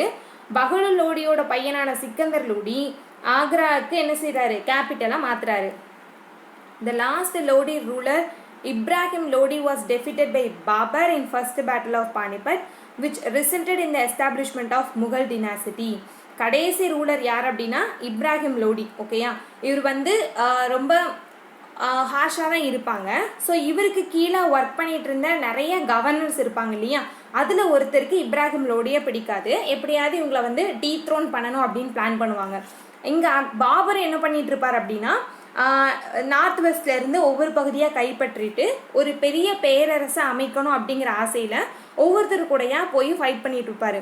ஸோ இப்படி பிடிக்காத இந்த கவர்னர் என்ன பண்ணுவாருன்னா பாபருக்கு கால் பண்ணுவார். சரியா? ஒரு தூது அனுப்பி நீங்கள் வந்து இந்தியாவுக்கு வாங்க, இந்தியா மேலே படையெடுத்து வாங்க அப்படின்னு சொல்லிடுவார். ஸோ அப்படி சொல்லவும் பாபர் என்ன பண்ணுவார் அப்படின்னா இந்தியாவுக்குள்ளே வருவார். ஒரு போர் வரும். அது பேர் தான் என்ன? Battle of Panipat. பானிபட்டில் 3 போர்கள் நடக்கும். அதெல்லாம் நம்ம பின்னாடி பார்க்கலாம். அந்த போரில் இப்ராஹிம் லோடிக்கும் பாபருக்கும் ஃபைட் நடக்கும். அதில் இப்ராஹிம் லோடி தோத்துருவார், பாபர் ஜெயிச்சிருவார். Then he establish Mughal dynasty. இவரிலிருந்து முகலாய பேரரசு அப்படிங்கிறது ஸ்டார்ட் ஆகும். இன்னொரு எம்பையர் ஸ்டார்ட் ஆகுதுன்னா இங்கே டெல்லி சுல்தானியம் முடிஞ்சிருச்சு அப்படின்னு அர்த்தம். ஓகே, டெல்லி சுல்தானியத்தில் நம்ம அட்மினிஸ்ட்ரேஷன், ஆர்ட், எஜுகேஷன் இதெல்லாம் எப்படி இருக்குன்னு பார்த்துடலாம். First, administration. The Sultanate was formerly considered to be an Islamic state. Most of the Sultan preferred to call themselves as Lieutenant of the Caliph. எல்லா அரசர்களுமே இஸ்லாமிய மதத்தை ஆதரிக்கிற மாதிரி தான் அவங்களோட ஆட்சியை நடத்துகிறாங்க. தென் அந்த கிங்ஸ் அவங்கள என்ன சொல்லிக்கிறாங்களா? லெஃப்டினன்ட் ஆஃப் தி கேலிஃப் அப்படின்னு சொல்லிக்கிறாங்க. கேலிஃப் அப்படின்னா யாருன்னு நமக்கு தெரியும். ப்ராஃபட் முகமதுவோட வழியில் வந்தவங்க. சரியா? ஒரு ரிலீஜன் இருக்குன்னா அங்கே இருக்கக்கூடிய ஒரு சீஃப் ப்ரீஸ்ட் மாதிரி, ஒரு தலைமை பொறுப்பு மாதிரி வச்சுக்கோங்க. அந்த கேலிஃபோட லெஃப்டினன்ட் நாங்கள் அப்படிங்கிற மாதிரி அரசர்கள் வந்து அவங்களே டிக்ளேர் பண்ணிக்கிறாங்க. In reality, however, the sultans were the supreme political heads. As military head, they wielded the authority of commander-in-chief of the armed forces. As judicial head, they were the highest of appeal. இவர் highest court of appeal. இங்கே என்ன நடக்குன்னா political ஹெட்டும் யாரு தான்? King தான். ஒரு army இருக்குது அப்படின்னா ஆர்மிக்கு ஹெட்டும் யார் தான்? கிங்கு தான். ஒரு ஜுடிஷியரி இருக்குது அப்படின்னா அந்த நீதி வழங்குறதும் ஹெட்டு யார் தான்? கிங்கு தான். ஸோ இந்த மாதிரி கிங்கு கிட்ட எல்லா பவரும் கான்சென்ட்ரேட், அதை கொட்டி கிடக்கு. பால்பன் claimed that he ruled as the representative of God on earth. Babur என்ன பண்ணுறாராம்? பூமி கடவுள் இருக்கிறாங்களே அவங்களோட ரெப்ரசன்டேட்டிவாக நான் அந்த பகுதியை ரூல் பண்ணுறேன் அப்படின்னு சொல்லிட்டு கடவுளோட பிரதிநிதி நான் அப்படின்னு சொல்கிற அளவுக்கு அந்த எக்ஸ்டென்ட்டுக்கு போயிட்டாங்க. இது ஆக்சுவலி எல்லா ரூலர்ஸும் பண்ணுறது தான். Alauddin Khalji claimed absolute power, saying he did not care for theological prescriptions but did what was essential for the good of the state and the benefit of the people. Alauddin Khilji என்ன பண்ணிக்கிறாரு? எல்லா பவருமே என்கிட்ட தான் இருக்குது, நான் யார் சொல்கிறதையும் கேட்க மாட்டேன் அப்படின்னு சொல்லிட்டு இருக்கிறாரு. பட் இந்த ஸ்டேட்மெண்ட் அரகண்ட்டாக இருந்தாலும் அவரோட ஸ்டேட்டுக்கு நல்லதாக பண்ணிக்கிறாரு. நம்ம பார்த்தோம் நிறைய ரெஃபார்ம்ஸ் வந்து பண்ணார் அப்படின்னு சொல்லிட்டு. இந்த மாதிரி ரூலர்ஸ் கிட்டக்க எக்ஸ்ட்ரீம் பவர் வந்து இருக்குது. The Delhi Sultanate deserves to be considered an all India empire. நம்ம வந்து டெல்லி சுல்தானியத்தை என்ன சொல்லிக்கலாம் அப்படின்னா ஆல் இந்தியா எம்பையர் அப்படின்னு சொல்லலாம். சரியா? மௌரியன் எம்பையர் வந்து வாஸ்டாக எக்ஸ்பேண்ட் ஆயிருந்தாலும் சவுத் இந்தியாவை வந்து அதை கேப்சர் பண்ணலை. நமக்கு தெரியும் சேரர்கள், சோழர்கள், பாண்டியர்கள் அண்ட் பல்லவர்கள் இவங்க எல்லாருமே என்ன செஞ்சாங்க அப்படின்னா மௌரியன் கிங்கோட ஆட்சிக்கு வெளியில தான் இருந்தாங்க. ஓகேயா? அதாவது அவரோட எல்லை பகுதிக்கு பின்னாடி இருந்த பக்கத்து கிங்டம் அப்படிங்கிற மாதிரி தான் அவரே சொல்லியிருப்பாரு. ஸோ மௌரியன் எம்பையர் வந்து சவுத் இந்தியாவை கவர் பண்ணல. நம்ம இங்கே டெல்லி சுல்தானியத்தில் சவுத் இந்தியா வந்து கவர் ஆகியிருக்கு. ஸோ நம்ம டெல்லி சுல்தானியமை ஒரு ஆல் இண்டியா எம்பையர் அப்படின்னே சொல்லலாம். ஓகேயா, virtually of all India except Kashmir and Kerala at the far end of the subcontinent. சின்ன சின்ன பகுதிகள் மட்டும்தான் விட்டு போயிருக்கும். மோஸ்ட்லி பார்க்கும்போது கிட்டத்தட்ட ஒரு பெரிய பேரரசு, ஒரே பேரரசை இந்தியா ஃபுல்லாக என்ன செஞ்சுருக்காங்க அப்படின்னா அமைச்சிருக்காங்க. And a few small tracts in between them had come under the direct rule of Delhi towards the close of Muhammad bin Tughlaq's rule. There were no well-defined and accepted rules of royal succession, and therefore contested succession became the norm during the Sultanate. ஒரு ப்ராப்பரான succession method வந்து கிடையாது. சரியா, அப்பாக்கு அப்புறம் பையன்தான் வரணும் அப்படின்னு சொல்லிட்டு எந்த விதமான ஒரு ஸ்ட்ரிக்டான ஆர்டர்ஸும் கிடையாது. யார் ஏபிளாக இருக்கீங்களோ, யாருக்கு தகுதி இருக்கோ அவங்க வந்துடலாம் அப்படிங்கிற மாதிரியான ஒரு மெத்தட் தான். The sultans required the holders of iqdas to maintain troops for royal service out of the taxes collected by them. Delhi சுல்தானியத்தில் என்ன பண்ணுறாங்க, சம்பளம் அப்படிங்கிறத கொடுக்கல, மேக்ஸிமம் என்ன பண்ணுறாங்க, நிலங்களை கொடுத்துட்றாங்க.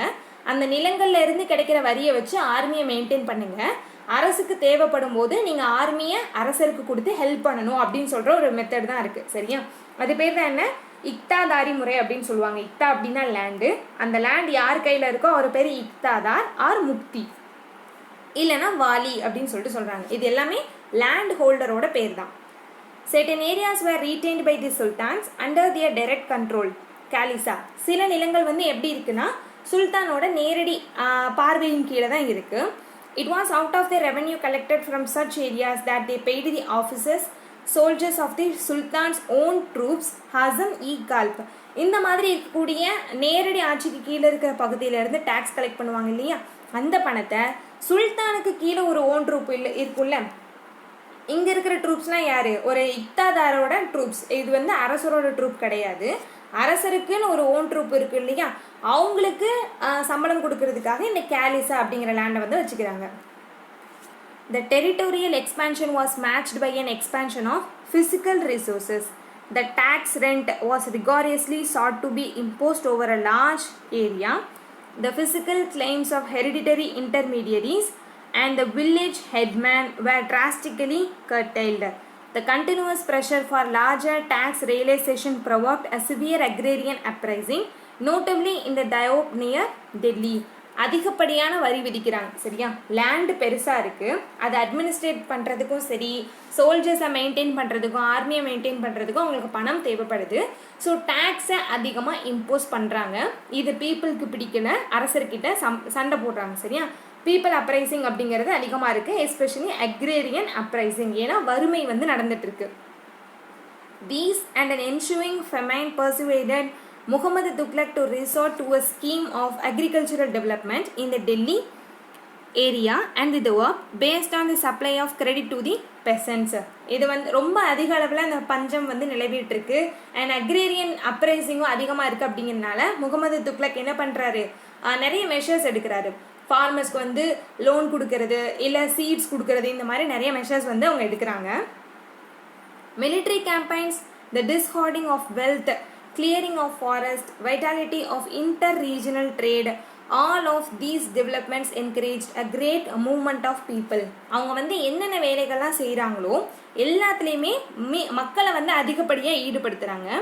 created a vast network of intellectuals and the religious minded. These factors also made social hierarchy and settlements in the Sultanate garrison towns and their strongholds far more complex.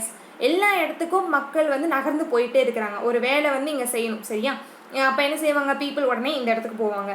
அதே வேலையை இந்த இடத்துல பண்ணணும். இரிகேஷன் சிஸ்டமாக இருக்கட்டும், இல்லை வேறு ஏதாவது மெஷர்ஸாக இருக்கட்டும், இங்கேருந்து அரசருக்கு எதிராக ஏதாவது போராட்டம் பண்ணுறாங்க, வறுமை நிலவுது அப்படின்னா அரசர் என்ன பண்ணுறாங்க, அதே பீப்புளை தான் எல்லா இடத்துக்கும் அனுப்பும்போது சொசைட்டி ரொம்ப காம்ப்ளெக்ஸ் ஆகிட்டு இருக்கு. சரி, அதாவது மிக்ஸ் ஆகிறாங்க இல்லையா, பீப்புள் கல்ச்சரும் சரி பீப்புளும் சரி மிக்ஸ் ஆகிறாங்க. அதனால ரொம்ப சொசைட்டி காம்ப்ளெக்ஸாக மாறிட்டே வருது.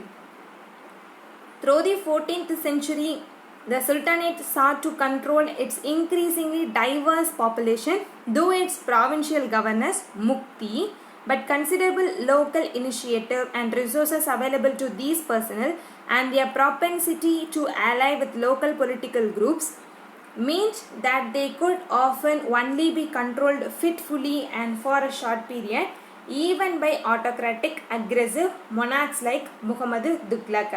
என்ன சொல்லியிருக்காங்கன்னா, பாப்புலேஷன் வந்து ரொம்ப டைவர்ஸாக இருக்குது, அதாவது பல ட்ரெடிஷனை கல்ச்சரை ஃபாலோ பண்ணுற பீப்புள் இருக்கிறாங்க. ஸோ இந்த ஒரு பர்டிகுலர் குரூப் ஆஃப் பீப்புளை ரூல் பண்ணணும்னா அவங்கள யாராவது ஒருத்தரை வச்சு தான் என்ன செய்ய முடியும், ஆட்சி பண்ண முடியும். அப்படிங்கிறனால ரீஜனல் பகுதியிலேருந்தே அந்த பகுதியிலேருந்தே ஒரு கவர்னரை அப்பாயிண்ட் பண்ணுறாங்க. சரியா? ஆனால் இது என்ன நடக்குன்னா, மத்திய அரசருக்கும் இந்த குரூப்புக்கும் தான் நிறைய டிஸ்டன்ஸ், பட் இவங்களுக்கு பக்கத்தில் இருக்கிற குரூப்புக்கும் டிஸ்டன்ஸ் கம்மி.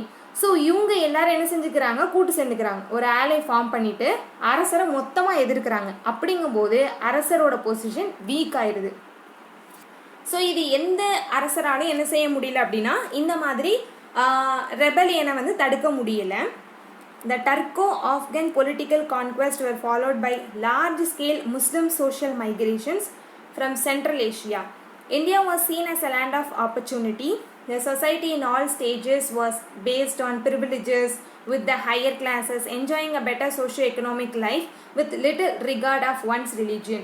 உலகத்தில் இருக்கிற எல்லா பீப்புளுமே இந்தியாவுக்கு வர ஆசைப்படுவாங்க. ஏன்னா இது வந்து லேண்ட் ஆஃப் ஆப்பர்ச்சுனிட்டி அப்படின்னு சொல்லிட்டு நினைப்பாங்க. இங்கேருந்து பொருட்களும் சரி வியாபாரமும் சரி ரொம்ப ரொம்ப எஃபெக்டிவாக நடந்துகிட்ருக்கும் சின்ஸ் ஏன்ஷியன்ட் பீரியட். நமக்கு தெரியும் யூரோப்பியர்கள் வந்து எதுக்காக இந்தியாவுக்குள்ளே வந்தாங்க அப்படின்னு, ட்ரேட் பண்ணுறதுக்காக தான். வந்துட்டு இங்கே இந்தியாவில் ரிசோர்ஸ் வந்து அதிகமாக இருக்குது அப்படின்னோடனே இங்கே செட்டில் ஆகிட்டாங்க. ஸோ இந்த மாதிரி ரிசோர்ஸ்க்காக தான் என்ன செய்கிறாங்க, உலகத்துலேருந்து பல இடத்துலேருந்து இந்தியாவுக்குள்ள பீப்புள் வந்துகிட்டே இருக்கிறாங்க. The sultans and the nobles were the most important privileged class who enjoyed a lifestyle on high standard in comparison to their contemporary rulers all over the world. Delhi சுல்தானியம் நடந்துட்டு இருந்த காலத்தில் மற்ற எந்த அரசர்களோட ஒப்பிட முடியாத அளவுக்கு ரொம்ப ரொம்ப ப்ரிவிலேஜ்டு கிளாஸாக யார் இருந்தாங்களாம், இந்தியாவை ஆட்சி பண்ணிட்டு இருந்த சுல்தானேட்ஸ் அண்ட் நோபல்ஸ் இருந்தாங்களாம். ஏன்னா அந்த அளவுக்கு இந்தியாவில் இருக்கக்கூடிய ரிசோர்ஸும் சரி கல்ச்சரும் சரி ரொம்ப ரொம்ப டைவர்ஸ் அண்ட் அதிகமாகவும் இருந்துச்சு. The nobility was initially composed of the Turks. Afghans, Iranians and Indian Muslims were excluded from the nobility for a long period. முதல்ல வந்து நோபல் பீப்புள், அதாவது உயர்ந்த வகுப்பினர் அப்படின்னு யாரை நினச்சிட்டு இருந்தாங்க அப்படின்னா டர்க்ஸை மட்டும்தான். ஏன்னா டெல்லி சுல்தானியம் வந்து டர்க்ஸை ஸ்டார்ட் பண்ணி வச்சதான்.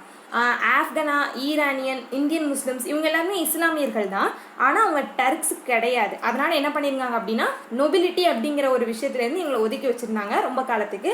பட் லேட்டர் இவங்கெல்லாம் இஸ்லாமியர்கள் அப்படின்னோடனே ஒரே குரூப் கீழே டேக் வந்துட்டாங்க. சரியா? இங்கே வந்து என்ன அப்படின்னா முஸ்லீம் அப்படிங்கிறவங்க எல்லாருமே ஒரே பகுதியிலேருந்து வந்திருக்க மாட்டாங்க. சரியா? வேறு வேறு பகுதிகள்லேருந்து வந்திருக்காங்க. ஸோ வந்த இடத்துலேருந்து அவங்களுக்குள்ளேயே சில கிளாஷஸ் வந்து நடக்குது. அதில் டர்க்ஸ் தான் ஹையர் பொசிஷனில் இருக்கிறாங்க. Personal status of an individual in Islam depended solely on one's abilities and achievements, not on one's birth. Hindu மதத்தை பொறுத்த வரைக்கும் பிறப்பால் தான் ஒருத்தருக்கான தகுதி வந்து விதிக்கப்படுது. சரியா? ஜாதி முறையாக இருக்கட்டும் இல்லை வர்ணாசிரம கொள்கையாக இருக்கட்டும் எல்லாமே பிறப்பின் அடிப்படையில் தான் ஒருத்தர் உயர்ந்தவர் தாழ்ந்தவர் அப்படிங்கிறத சொல்லுது. பட் இஸ்லாமில் அப்படி கிடையாது. ஒருத்தரோட எபிலிட்டிஸ் அண்ட் அச்சீவ்மெண்ட்ஸை பொறுத்து தான் இவர் உயர்ந்தவரா தாழ்ந்தவரா அப்படிங்கிற ஒரு விஷயம் நடக்குது. அதனால தான் என்னமோ தெரியல அவங்க ப்ரீமோஜெனிச்சர் அப்படிங்கிற ஒரு விஷயத்த அவங்க ஃபாலோ பண்ணலை. அரசருக்கு அப்புறம் பையன்தான் ஆட்சிக்கு வரணும் அப்படிங்கிற ஒரு விஷயம் வந்து ப்ராக்டிக்கலாக சாத்தியப்படாத அண்ட் வந்து வீக்காக்கும் அப்படின்னாலும் அவங்க அதை வந்து ப்ராக்டிஸ் பண்ணலை. யார் ஏபிளோ அவங்க வந்து ஆட்சி எடுத்துக்கிறாங்க. So once converted to Islam everyone was treated as equal to everyone in the society.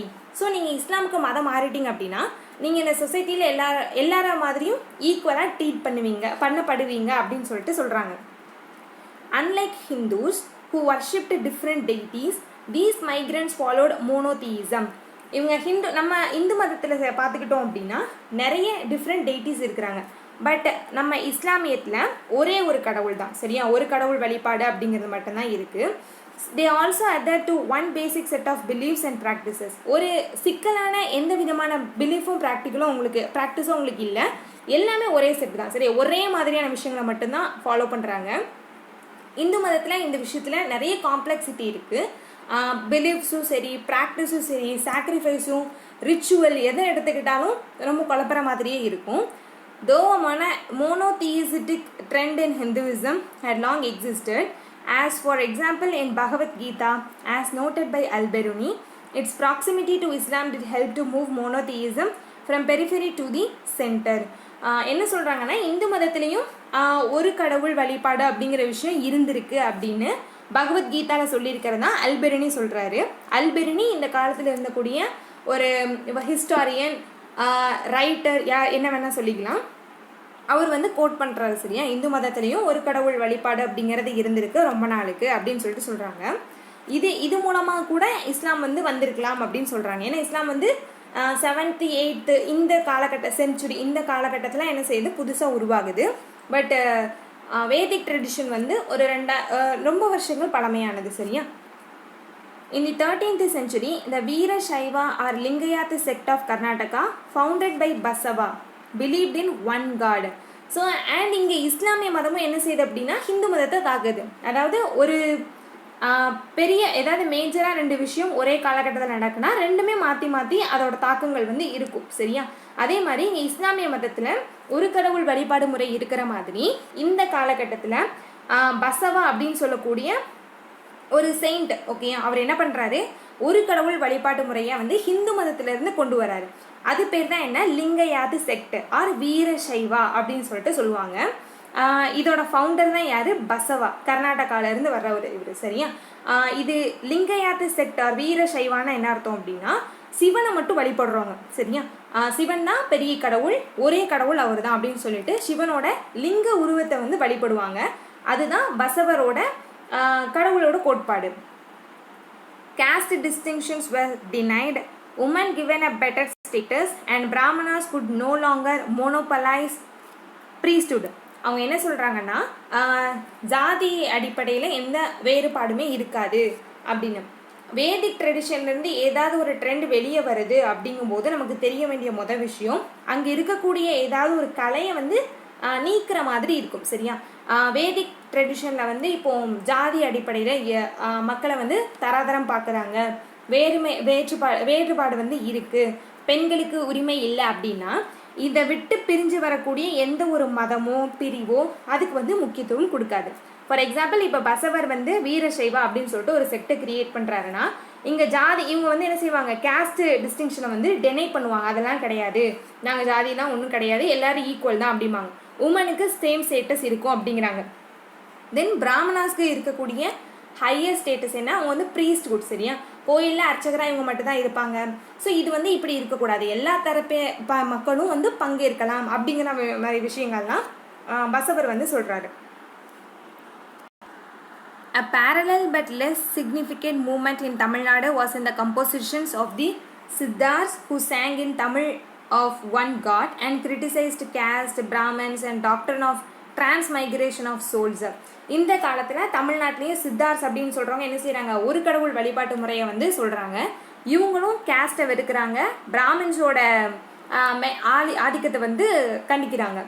Two little known figures who played a part in transmitting the southern bhakti and monotheism to North India were Namdev of Maharashtra, a rigorous monotheist who opposed image worship and caste distinction, and Ramanand, a follower of Ramanuja. இந்த காலகட்டத்தில் south இந்தியாவிலேருந்து 2 பேர் north இந்தியாவுக்கு ஒரு முக்கியமான விஷயத்தை வந்து influence பண்ணுறாங்க. என்ன விஷயம் அப்படின்னா ஒரு கடவுள் வழிபாட்டு முறை தான் சரியா. அது யாருன்னா நாம்தேவ் அப்படிங்கிறவர், இவர் மகாராஷ்டிராலேருந்து வந்திருக்கிறாரு. தென் ராமானந்த் அப்படின்னு சொல்லக்கூடிய இன்னொரு பர்சன், இவர் யார் அப்படின்னா ராமானுஜரோட ஃபாலோவர்.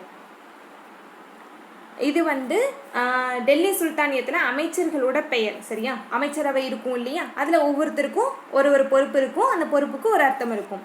நாயிப் சுல்தான், சுல்தானுக்கு அடுத்தவர். நாயிப் சுல்தான் என்ன அர்த்தம், சுல்தானுக்கு கீழே டெபுட்டி வச்சுக்கலாம். எல்லா உரிமைகளையும் பெற்றவர். வசீர் அப்படின்னா யாரு, நிதி அமைச்சர், ஃபினான்ஸ் மினிஸ்டர் ஓகேயா. அரிஸ் இ மமலிக், தலைமை தளபதி. திவான் இன்ஷா, செய்தி மற்றும் ஆவண காப்பகம். திவான் இ ரிசாலத், சமயத்துறை. தலைமை காசி, நீதித்துறை தலைவர். பாரத் ஐ முமலிக், உளவுத்துறை. இது எல்லா பேருமே இன்னும் 2-3 தடவை ரீட் பண்ணுங்க. இந்த சைடில் அதுக்கான அர்த்தங்களையும் ரீட் பண்ணுங்க, கேட்கலாம் இல்லையா. திவானி ரிசாலத் அப்படிங்கிறது எந்த அமைச்சரோட பொறுப்பு, இல்லைன்னா அப்படிங்கிறது என்ன துறையை வந்து குறிக்குது அப்படின்னு கேட்கலாம். சமயத்துறை. இவர்கள் இன்று வேறு பல அதிகாரிகளும் சுல்தானுக்கு உதவியாக இருந்தனர். இந்த போஸ்ட் மட்டும் இல்லாமல் நிறைய ஆஃபீஸர்ஸும் என்ன செஞ்சிருக்கு இருந்திருக்கு அரசருக்கு ஹெல்ப் பண்ணுறதுக்கு. இக்கானமி, இவங்களோட பொருளாதாரம் எப்படி இருந்திருக்கு அப்படின்னா, the establishment of the Delhi Sultanate was however accompanied by some important economic changes.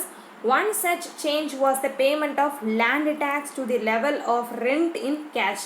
அதாவது கேஷாக டேக்ஸை கொடுக்கறது, சரியா, அந்த நிலத்துக்கான வாடகை அப்படிங்கிற மாதிரி கேஷில் டேக்ஸை பே பண்ணுறது.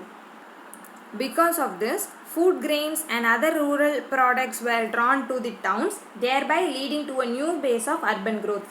இதுக்கு முன்னாடி பண்டமாற்று முறை தான் இருந்துச்சு, பார்ட்டர் சிஸ்டம். ஸோ அதை என்ன பண்ணிக்கிட்டாங்க, ஒரு சர்வீஸ்க்கு அவங்க குட்ஸை வந்து சேலரியாக வாங்கிக்கிட்டாங்க. ஸோ அதனால் என்ன தேவையில்லை, அங்கே இருக்கக்கூடிய பொருளை இன்னொரு இடத்துக்கு கொண்டு வந்து விற்கணும் அப்படிங்கிற அவசியம் இல்லாமல் இருந்துச்சு.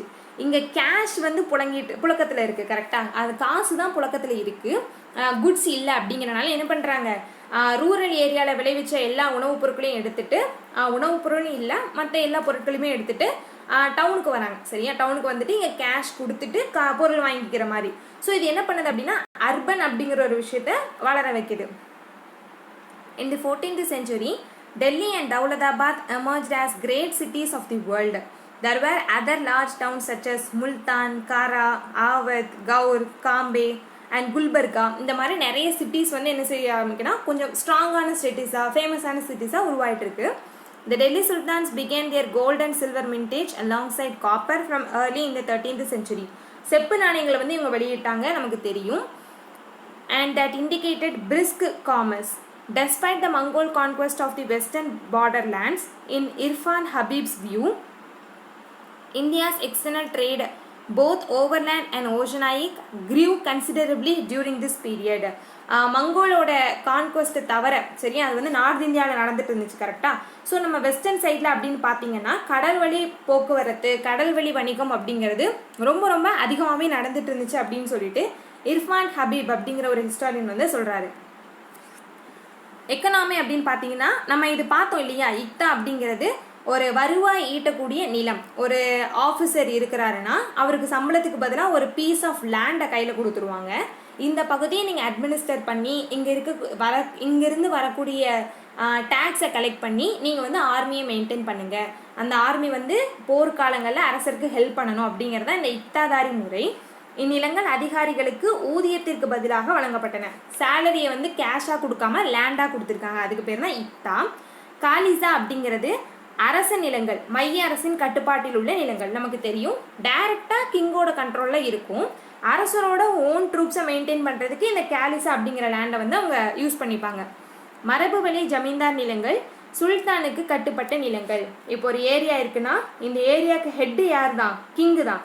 பட் அவரோட மேலாதிக்கத்தின்படி இங்கே ஒரு கவர்னர் வந்து என்ன செஞ்சிருப்பாரு, இந்த பகுதியை ரூல் பண்ணிட்டு இருப்பாரு. இங்கேருந்து வர டேக்ஸ்லாம் அரசருக்கு போயிடும். இனாம், சமய அறக்கட்டளைகளுக்கு வழங்கப்பட்ட நிலங்கள் போன்றவை. தானமாக கொடுப்பாங்க இல்லையா, ஏதாவது மதம் சம்மந்தப்பட்ட ஏதாவது இன்ஸ்டிடியூஷன் இருக்கும், அதுக்கு வந்து நிலங்களை தானமாக கொடுத்துருப்பாங்க. ஸோ அது பேர் தான் என்ன, நிலம். இனாம் இது ஒரு நில வகையோட பேர், அந்த நிலத்தை என்ன பர்பஸ்க்காக யூஸ் பண்ணாங்க அப்படிங்கிறது. இதுதான் கொஸ்டின் ஏரியா, சரியா. நம்ம இவ்வளோ நேரம் பார்த்த கதை எதுவுமே நமக்கு தேவையில்லை, அது எல்லாமே நம்ம அண்டர்ஸ்டாண்டிங்காக தான். அப்போ இவ்வளோ நேரம் நம்ம எதுக்கு கேட்கணும், எக்ஸ்பிளைன் பண்ணணும் அப்படின்னா தெரிஞ்சிருக்கணும், கரெக்டாக. நம்ம ஆப்ஷனை எலிமினேட் பண்ணுறதுக்கும் சரி, ஒரு விஷயம் தெரிஞ்சிருந்தா தானே இது இல்லை இந்த மாதிரி நடந்திருக்காது அப்படிங்கிற நமக்கு தெரியும். ஸோ அதுக்காக இது எல்லாத்தையும் கேட்கணும். டைரக்ட் கொஸ்டின் அப்படிங்கிற எல்லா விஷயமே இந்த மாதிரி கண்டென்ட்லேருந்து தான் வரும். ஸோ இதுக்கு வந்து எக்ஸ்ட்ரா இம்பார்ட்டன்ஸ் கொடுத்து படிங்க. An important aspect of Islam in India was its early acceptance of a long-term coexistence with Hinduism, despite all the violence that occurred in military campaigns, conquest and depredations. இங்கே வந்து டெல்லி சுல்தானியத்தை பொறுத்த வரைக்கும் முக்கியமான விஷயம் என்னென்னா, என்ன சண்டைகள் மத பிரச்சனைகள் இருந்திருந்தாலும் ஹிந்துயிசம் அப்படின்னு சொல்லக்கூடிய ஒரு பெரிய மதம் இருக்கக்கூடிய ஒரு பிளேஸில் புதுசாக வந்து இஸ்லாமிய மதம் வந்து கூட இருந்திருக்கு, சரியா. இன்னுமே இருந்துட்டு இருக்கு அப்படின்னா மக்கள்கிட்டையும் சரி அரசர்கள்கிட்டையும் சரி ஏதோ ஒரு விதத்தில் மத சகிப்புத்தன்மை இருந்திருக்கு, ஹியூமனிசம் அப்படிங்கிற ஒரு விஷயம் வந்து இருந்திருக்கு. The conqueror Muizuddin Ghaur had on some of his gold coins stamped with images of goddess Lakshmi.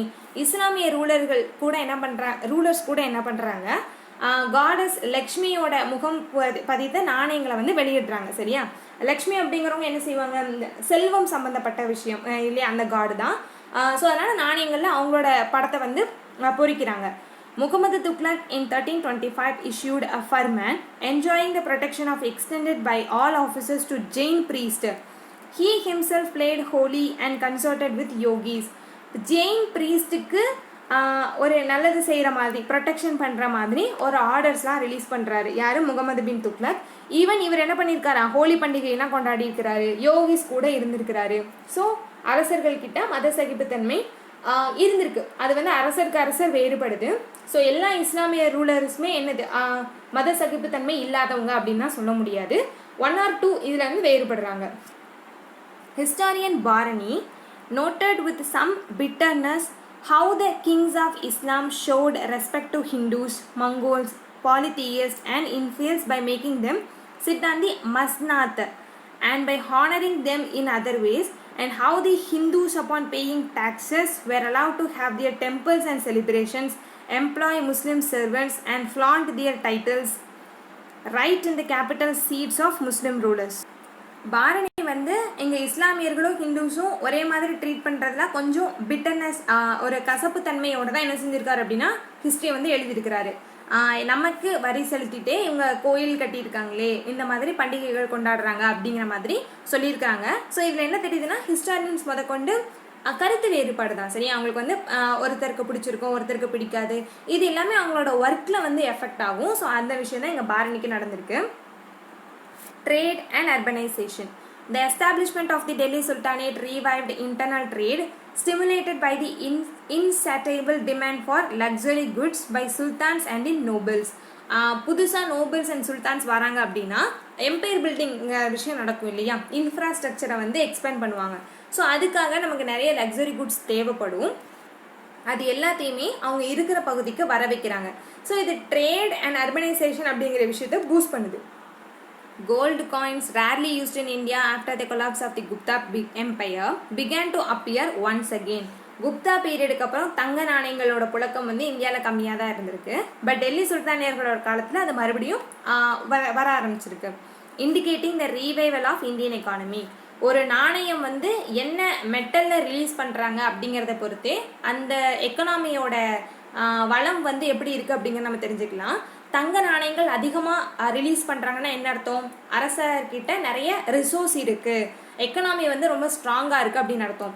தங்க நாணயங்கள் வரலை, வெள்ளி நாணயங்கள், செப்பு நாணயங்கள் அப்படின்னு சொல்லிட்டு அந்த மெட்டலோட மதிப்பு குறையுதுன்னா எக்கனாமியோட வளமும் குறைஞ்சிருச்சு அப்படின்னு அர்த்தம். ஸோ இங்கே நிறைய தங்க நாணயங்கள் இருக்குது அப்படின்னு பார்க்கும்போது நமக்கு என்ன தெரிஞ்சுக்கலாம், இந்தியன் எக்கானமி வந்து ரீவைவ் ஆயிடுச்சு அப்படிங்கிறது தெரிஞ்சுக்கலாம். However, there is no evidence of the existence of trade guild which they played a crucial role in the economy in the classical age. முன் ஏன்ஷியன்ட் இந்தியாவில் இருந்த மாதிரி ட்ரேட் கில்டு, அதாவது வணிக கூட்டமைப்புகள் ஏதாவது இருக்கும் இல்லையா, அந்த மாதிரி எந்த மாதிரி டீமுமே டெல்லி சுல்தானேட்டில் இல்லை அப்படிங்கிறத சொல்கிறாங்க. அதுக்கு எவிடன்ஸ் இல்லை. சரியா, அவங்க வந்து இல்லை அப்படின்னு சொல்ல முடியாது, இருந்ததுக்கான எவிடன்ஸ் இல்லை. The Sultan was driven by an urban economy encompassing many important towns and cities. Delhi, Lahore, Multan, Kara, Lucknow, Anhilwara, Bombay and Daulatabad were important cities that thrived on the mercantile activities of Jain, Marwaris, Hindu Muslims, Hindu Multanis and Muslim Bohras, Quraishians, Afghans, Iranians. இந்தியாவில் இருக்கக்கூடிய நிறைய புது புது cities வந்து முக்கியத்துவம் வாய்ந்ததாக மாறிக்கிட்டே வருது. அண்ட் இங்கே நிறைய பிரிவுகளை சேர்ந்த இடங்களை சேர்ந்த வணிகர்களும் என்ன செய்கிறாங்க, அதிகமான அளவில் வந்து வணிகத்தில் ஈடுபடுறாங்க. The import-export trade flourished well both through overland and overseas. நில வழியாகவும் சரி கடல் வழியாகவும் சரி ஏற்றுமதி இறக்குமதி அப்படிங்கிற விஷயம் நல்லா நடந்துட்டுருக்கு. While the Gujaratis and Tamils dominated the sea trade, the Hindu Multanis and Muslim Quraishians, Afghans, Iranians dominated the overland trade in the Central Asia. கடல் வழி பயணம் 2 பேர்கிட்ட இருக்கு, குஜராத்திஸ் அண்ட் தமிழ்ஸ். மீதி இந்த நிலவழி வணிகம் அப்படிங்கிறது ரிமைனிங் பீப்புள் கையில் இருக்குது. சரியா, யார் யார் எந்தெந்த நில வழியா நீர் வழியா அப்படிங்கிற விஷயத்தில் ஆதிக்கம் செலுத்துகிறாங்க அப்படிங்கிற அளவுக்கு மென்ஷன் பண்ணியிருக்காங்க. Industrial expertise. Paper making technology evolved by Chinese and learnt by Arabs was introduced in India. Paper அப்படிங்கிற விஷயத்தை இப்போ தான் உருவாயிட்டு இருக்கு. அண்ட் இந்தியாவுக்குள்ளேயே அது முதல்ல வந்துட்டு இருக்கு. During the rule of Delhi sultan, Delhi சுல்தானியர்களோட காலத்தில் தான் காகிதம் செய்யக்கூடிய முறை வந்து இந்தியாவுக்கு அறிமுகமாகுது. The spinning wheel invented by the Chinese came to India through Iran in the 14th century and enabled the spinner to increase her output some sixfold and enlarged yarn production greatly. Spinning wheel, நூல் நூற்கக்கூடிய கருவி இருக்கு இல்லையா, அதுவும் சைனாலேருந்து படையெடுப்புகள் மூலமாக சரி வியாபாரம் மூலமாக சரி இந்தியாவுக்குள்ள இப்போ தான் இன்ட்ரடியூஸ் ஆகிட்டு இருக்கு. Subsequent introduction of treadles in the loom similarly helped speed up weaving. Sericulture was established in the Bengal by the 15th century. Building activity attained a new scale by the large use of brick and mortar. இங்கே industry அப்படிங்கிறது கொஞ்சம் advance ஆகிருக்கு சரியா.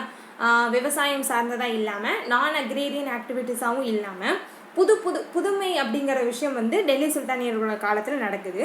So இது வந்து எக்கனாமிக்கும் சரி மக்களுக்கும் சரி கொஞ்சம் முக்கியத்துவம் வாய்ந்ததாக தான் இருக்குது. ஏன்னா புதுசாக ஏதாவது ஒரு ப்ராடக்டை வந்து ரொம்ப அது நல்ல லெவலில் குவாலிட்டி அதிகமாக பண்ணாங்கன்னா கண்டிப்பாக வேர்ல்டில் இருக்கக்கூடிய மற்ற பீப்புள் இந்தியாவை தேடி வருவாங்க. அப்படி தான் யூரோப்பியன்ஸ் இந்தியாவுக்குள்ளே வந்தாங்க. ஏன்னா நம்மளோட கிளாத் அப்படி சரியா, பருத்தியில் செய்யக்கூடிய ஆடைகள் எல்லாமே அவ்வளோ குவாலிட்டியாக இருக்கும். இன்னுமுமே பருத்தி ஆடைகளுக்கு வந்து இந்தியா பெயர் போனது தான். And by the adoption of the valuating techniques. Education. Certain traditions of education were now implanted from the Islamic world. At the base was the maktab, where a schoolmaster taught children to read and write. At a higher level, important texts in various subjects were read by individual people with particular scholars who gave instruction in them. A more institutionalized form of higher education, the madrasa, became widely established in Central Asia and Iran in the 11th century. இங்கே கொடுத்துருக்க டேர்ம்ஸ்லேயே இது வந்து என்னென்னா primary, higher secondary அப்படிங்கிற மாதிரி schools பிரிச்சிருக்காங்க. இதில் நம்ம இங்கே எக்ஸாம் பாயிண்ட் ஆஃப் வியூனும் சரி நமக்கும் சரி ஞாபகம் வச்சுக்க வேண்டிய வந்து வேர்டு வந்து மதரசா. மதரசா அப்படிங்கிறது ஒன்றும் கிடையாது, ஒரு ஸ்கூல் தான். ஸ்கூலோட பேர் தான் என்ன அப்படின்னா மதரசா. பட் அங்கே என்ன சொல்லி கொடுப்பாங்கன்னா இஸ்லாமியம் சம்மந்தப்பட்ட ஸ்காலர்ஸ் எழுதின புக்ஸு, ஹிஸ்டாரியன்ஸ் எழுதினது, இல்லைனா அவங்க மதம் சம்மந்தப்பட்ட ரிலீஜியஸ் டெக்ஸ்ட் லிட்ரேச்சர் இருக்கும் இல்லையா, அதை போதிப்பாங்க. அந்த இடத்தோட பேர் தான் என்ன மதரசா. But basically madrasa is a school. And from there to it spread to other Islamic countries. இந்த மாதிரி ஒவ்வொரு இன்ஸ்டிடியூஷனாக சென்ட்ரல் ஏஷியாவில் ஃபார்ம் ஆகுது. இதே மாதிரி உருவாகிற நிலையங்கள் வந்து நிறுவனங்கள் என்ன செய்யுது அப்படின்னா கொஞ்சம் கொஞ்சமாக இஸ்லாமிக் கண்ட்ரிஸ் எல்லாத்துக்குமே பரவுது. Usually the madrasas had a building where instruction was given by individual teacher. Often there was a provision of some cells for resident student, a library and a mosque. அந்த மதரசால என்ன இருக்கும் அப்படின்னா மாணவர்கள் தங்கி படிக்கிறதுக்கு என்ன இருக்கும், இடம் இருக்கும், அண்ட் ஒரு மசூதியும் இருக்கும். Feroz Tughlaq built a large madrasa at Delhi whose splendid building still stands. நமக்கு தெரியும் ஃபெரோஸ் துக்ளக் வந்து இன்ஃப்ராஸ்ட்ரக்சர்லேயும் சரி பப்ளிக் ஒர்க்லேயும் சரி நிறைய டெவலப்மெண்ட் வந்து கொண்டு வந்திருக்காரு அப்படின்னு சொல்லிட்டு. இரிகேஷன் சிஸ்டம், கேனலாக இருக்கட்டும், இங்கே என்ன பண்ணியிருக்காரு, டெல்லியில் ஒரு பெரிய மதரசா வந்து கட்டியிருக்கிறாரு சரியா, ஒரு எஜுகேஷன் இன்ஸ்டிடியூஷனை வந்து அவர் நிறுவியிருக்காரு. From Bharani's description, it would seem that teaching here was mainly confined to Quran commentary, the Prophet saying and the Muslim law. என்ன சொல்கிறாங்கன்னா இந்த மதரசால என்ன போதிக்கிறாங்கன்னா இஸ்லாமியம் சம்மந்தப்பட்ட விஷயங்கள் தான் சரியா. நம்ம பார்த்துட்டோம், ரிலீஜியஸ் லிட்ரேச்சராக இருக்கட்டும், இல்லை ப்ராஃபிட் சொன்ன விஷயங்களாக இருக்கட்டும், குரான், இந்த மாதிரி விஷயங்கள் தான் என்ன செய்கிறாங்க, மதம் அடிப்படையில் தான் இருக்குது. வெரைட்டி சப்ஜெக்டில் வந்து வெரைட்டி அப்படிங்கிறது வந்து இந்த காலத்தில் இப்போதைக்கு வரலை. ஸோ மதரசா அப்படிங்கிறது இஸ்லாம் பற்றி தெரிஞ்சுக்கக்கூடிய ஒரு கல்வி நிலையம். It is said that Sikandar Lodi appointed teachers in maktabs and madrasas in various cities throughout his dominion, presumably making provision for them through learned or cash grant. Sikandar Lodi என்ன பண்ணுறாராம், அவரோட ஆட்சிக்குட்பட்ட பகுதியில் நிறைய மதரசாக்கும் சரி மேக்தப்ஸ்க்கும் சரி டீச்சர்ஸை வந்து அப்பாயிண்ட் பண்ணியிருக்கிறாரு, கேஷில் வந்து சேலரி கொடுக்குற மாதிரி அப்படின்னு சொல்கிறாங்க. Historiography. In addition to secular science that came with Arabic and Persian learning to India, one more notable addition was systematic historiography. இங்கே வந்து செக்குலர் சயின்ஸ் அப்படின்னா என்னென்னா மதம் இல்லாமல், நம்ம இதுக்கு முன்னாடி பார்த்தது எல்லாமே ரிலீஜியஸ் லிட்ரேச்சர் தான். மதம் இல்லாமல் இருக்கக்கூடிய ஒரு விஷயம் இந்தியாவுக்குள்ளே வந்திருக்கு அப்படின்னா அது வரலாறு. The collection of witness, narratives and documents that Chachnama, 13th century Persian translation of of a 9th century in its account of the Arab conquest of Sindh represents advancement in historical research, notwithstanding the absence of coherence and logical order of later day historiography.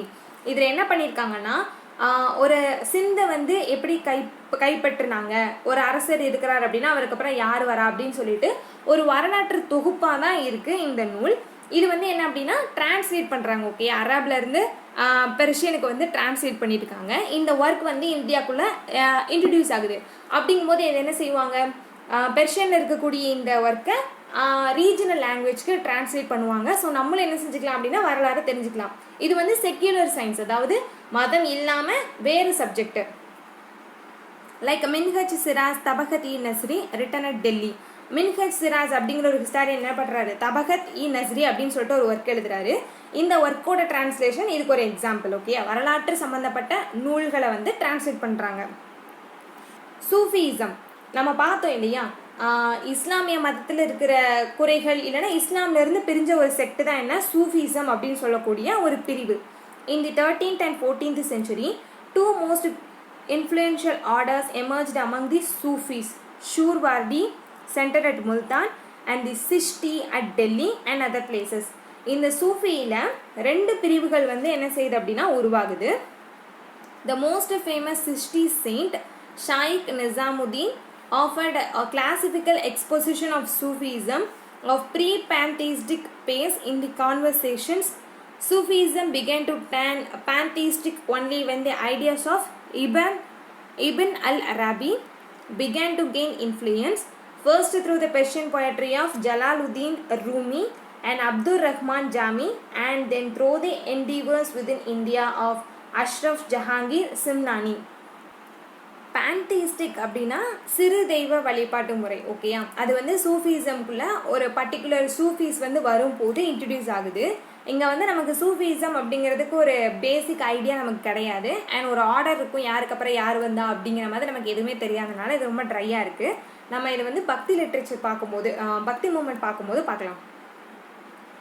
Okay, கேலிஃப் and caliphate நமக்கு தெரியும், prophet முகமதுவோட வழியில் வந்தவங்க.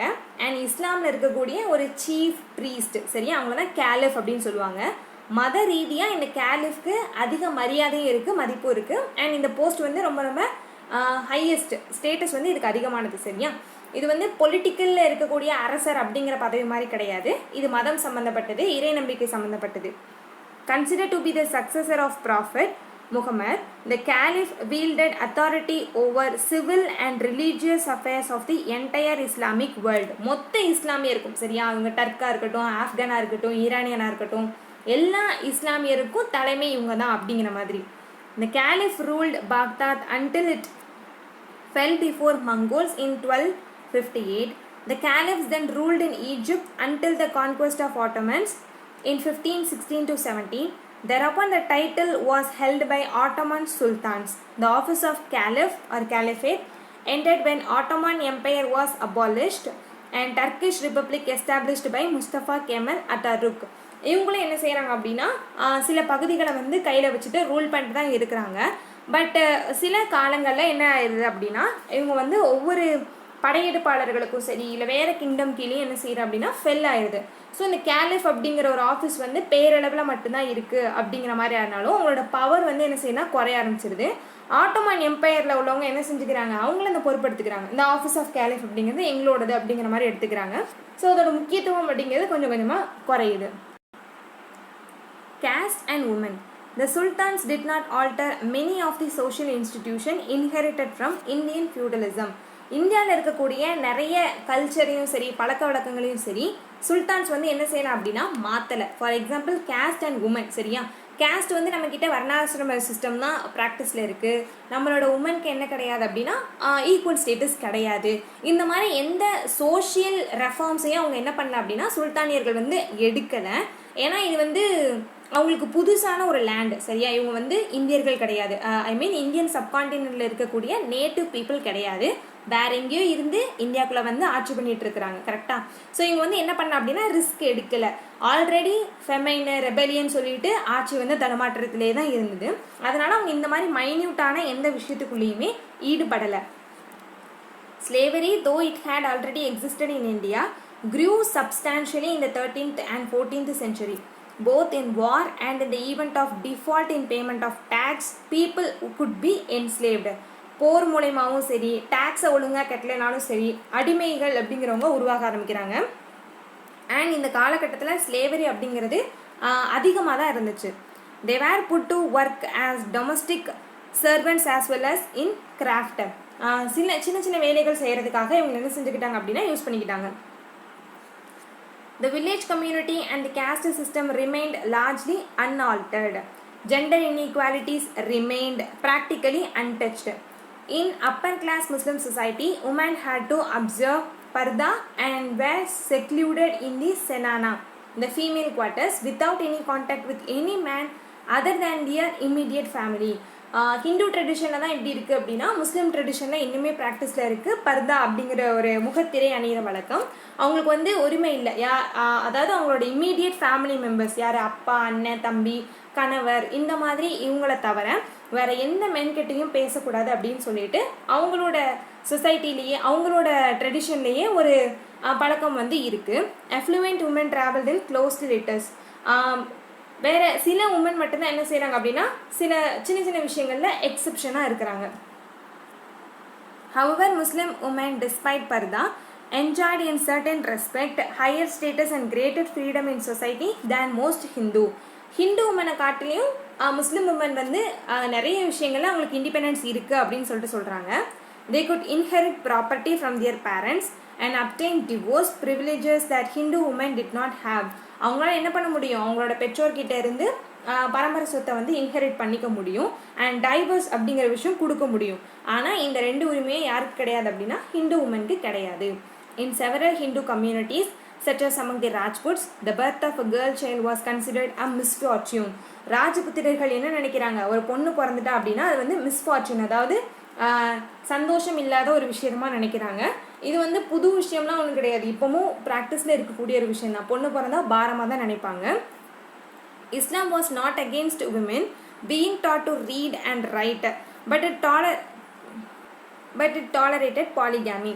இஸ்லாமிய மதத்தில் என்ன பண்ணுறாங்க அப்படின்னா woman வந்து எழுதலாம் படிக்கலாம் அப்படின்னு சொல்லிட்டு எழுத படிக்கிறதுக்கு அலோவ் பண்ணுறாங்க. ஆனால் ஹிந்து ட்ரெடிஷனில் அப்படி கிடையாது. சூத்ராஸும் உமனும் என்ன பண்ணக்கூடாது, எழுத படிக்கக்கூடாது, வேதங்கள் அப்படிங்கிற ஒரு புனிதமாக இருக்கக்கூடிய நூல்களை வந்து படிக்கக்கூடாது அப்படின்னு சொல்லிட்டு ரெஸ்ட்ரிக்ஷன்ஸ் இருந்திருக்கு. Evolution of syncretic culture.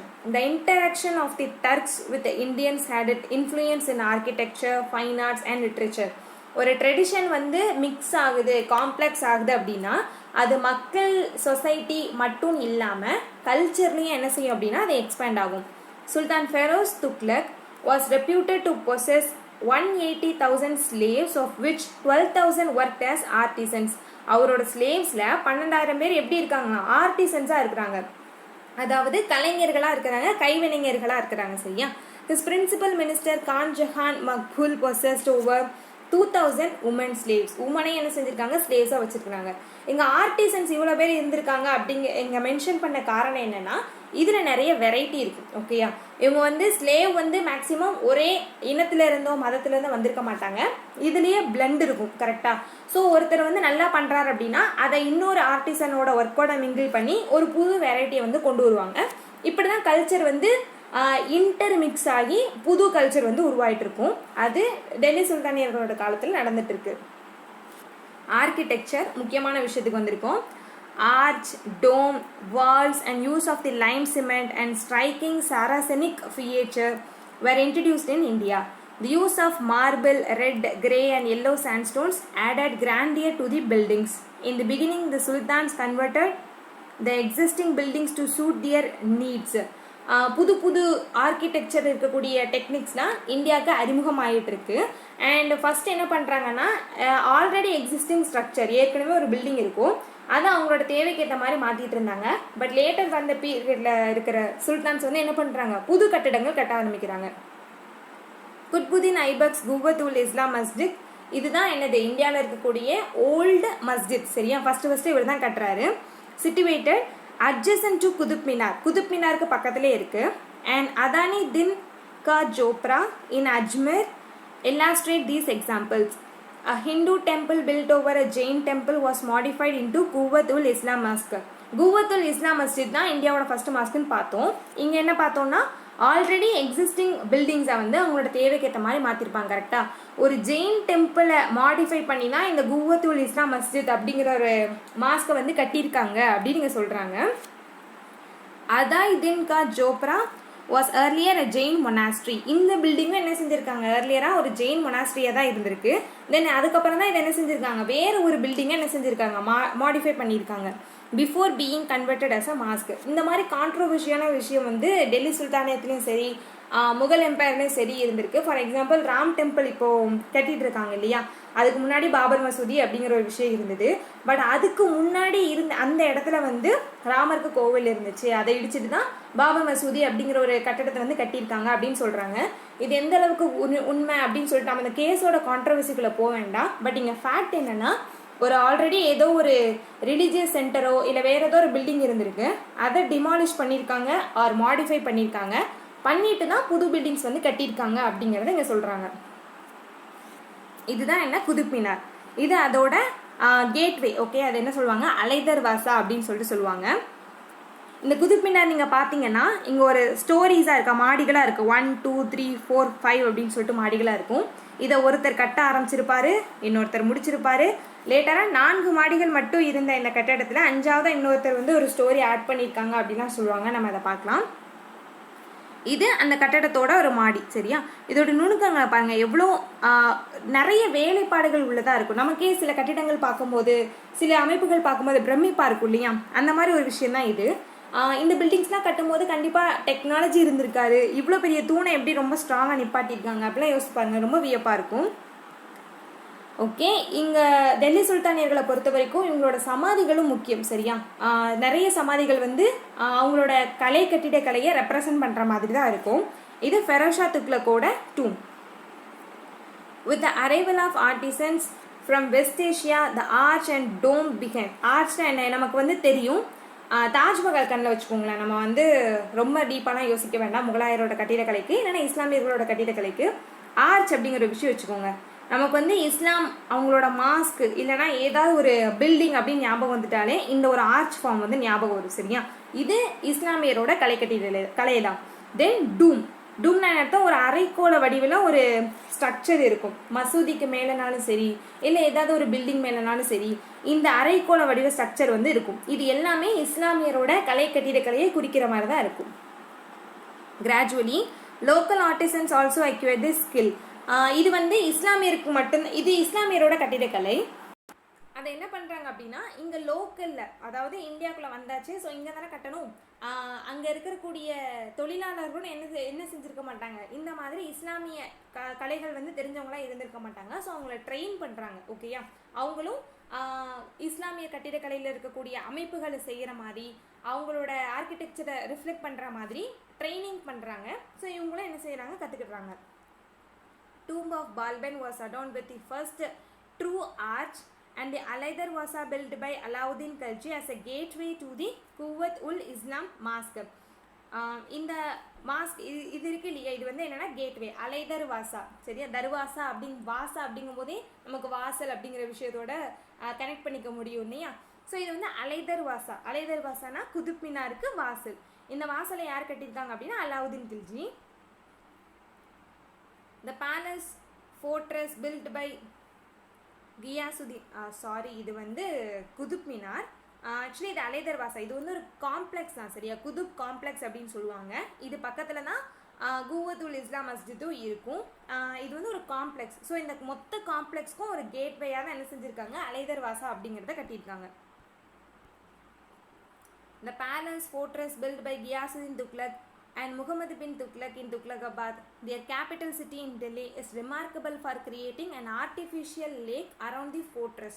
கோட்டைகள் கட்டுறாங்க, கோட்டையை சுற்றி என்ன செய்கிறாங்க அப்படின்னா ஒரு ஆர்டிஃபிஷியல் செயற்கையாக ஒரு ஏரியை வந்து என்ன செய்கிறாங்க அப்படின்னா உருவாக்குறாங்க. இதெல்லாம் என்ன காட்டுதுன்னா முகலாயர்களோட கோட்டைகள் இஸ்லாமிய அரசர்களோட டெல்லி சுல்தானியர்களோட கோட்டைகள் இருக்குது அப்படின்னா அது இந்த மாதிரி தான் இருக்கும் அப்படின்னு சொல்கிற மாதிரி இருக்குது. Blocking the river Yamuna. யமுனை நதிக்கரையை பிளாக் பண்ணி என்ன செய்கிறாங்க, ஒரு ஆர்டிஃபிஷியலாக ஒரு லேக் கிரியேட் பண்ணுறாங்க. சரியா, இது எல்லாமே இன்ஃப்ராஸ்ட்ரக்சர் தான். ஒரு கோட்டை அரசர் வாழ்கிற இடம் அப்படின்னா அது இந்த மாதிரிலாம் இருக்கும் அப்படிங்கிறதுக்காக இதை செய்கிறாங்க. The tomb of Ghiyasuddin Tughlaq introduced the system of sloping walls bearing the dome on raised platform. ஒரு raised platform மேலே விழுற மாதிரி இருக்கக்கூடிய ஒரு ஸ்லோப்பிங் வால்ஸ் வந்து என்ன இருக்குது அப்படின்னா ஒரு டூம் தாங்கி பிடிக்கிற மாதிரி இருக்குது. சரியா, இந்த மாதிரி ஒரு ஸ்ட்ரக்சர் யாரோட டூம்லேருந்து ஸ்டார்ட் ஆகுதுன்னா கியாசுதீன் துக்ளக்கோட டூம்லேருந்து ஸ்டார்ட் ஆகுது. இது எல்லாமே ஆர்கிடெக்சர், இது எல்லாமே டெல்லி சுல்தானியர்களை ரெப்ரசன்ட் பண்ணுது. The buildings of Feroz Tughlaq, especially his pleasure resort, house, cars, combined Indian and Saracenic features. இதில் என்ன பண்ணுறாங்கன்னா இஸ்லாமிய கட்டிடக்கலையில் இந்தியன் கட்டிடக்கலையை என்ன செய்கிறாங்க, மிக்ஸ் பண்ணுறாங்க. In alternate storeys displaying a sense of integration. இது எல்லாமே ஒற்றுமையை காட்டுற மாதிரி இருக்குது. சரியா, கல்ச்சர்லேயும் சரி ஆர்கிடெக்சர்லேயும் சரி ஒரு பிளெண்ட் அப்படிங்கிற விஷயம் நடந்துகிட்ருக்கு. இது ஃபெரோஷா துக்ளக் கட்டின ஃபோர்ட்ரஸ். சரியா, ஒரு கிரவுண்டு ஃபோர்ட்டில் கிரவுண்டு, இது இப்போ என்ன சொல்லுவாங்கன்னா ஃபெரோஷா கோட்லா அப்படின்னு சொல்லுவாங்க. இது டெல்லியில் இருக்குது. இதை கட்டினது யார் அப்படின்னா ஃபெரோஸ் துக்ளக். இது இல்துட்மிஷோட சமாதி. ஓகே, இது இல்துட்மிஷோட டூம். நமக்கு தெரியுதா ஒரு ஆர்ச் இருக்குது. இங்கே வந்து நிறைய ஆர்ச் வந்து இங்கே இருக்குது. இங்கே டோம் லைக் ஸ்ட்ரக்சர் அப்படிங்கிறது இல்லை, இங்கே டூம்ப் இருக்குது. இதை பார்க்கும்போதே நமக்கு தெரியுது இது ஏதோ ஒரு இஸ்லாமிய பாணியிலான ஒரு கட்டிடக்கலை தான் அப்படிங்கிறது. இந்த ரெட் ஸ்டாண்ட் ஸ்டோன்ஸ் யூஸ் பண்ணுறது இது எல்லாமே இஸ்லாமியரோட வழக்கங்கள். Sculpture and painting. Orthodox Islamic theology considered decorating the buildings with animal and human figures as un-Islamic. Animal வச்சோ மனிதர்களோட உருவம் வச்சோ பெயிண்ட் பண்ணுறது, சிலை வடிக்கிறது எல்லாமே அன்இஸ்லாமிக் அப்படின்னு சொல்லிட்டு அவங்க நினைக்கிறாங்க. ஈவன் அவங்க வந்து உருவ பொம்மைகள் வந்து எடுத்துக்க மாட்டாங்க. சரியா, ஏதாவது சாரிலேயோ சரி இல்லை ஏதாவது படங்கள்லையோ சரி மனித உருவிலையோ அனிமல் உருவிலையோ பொம்மைகள் இருந்தால் அப்படின்னா அந்த பொருட்களை அவங்க யூஸ் பண்ண மாட்டாங்க.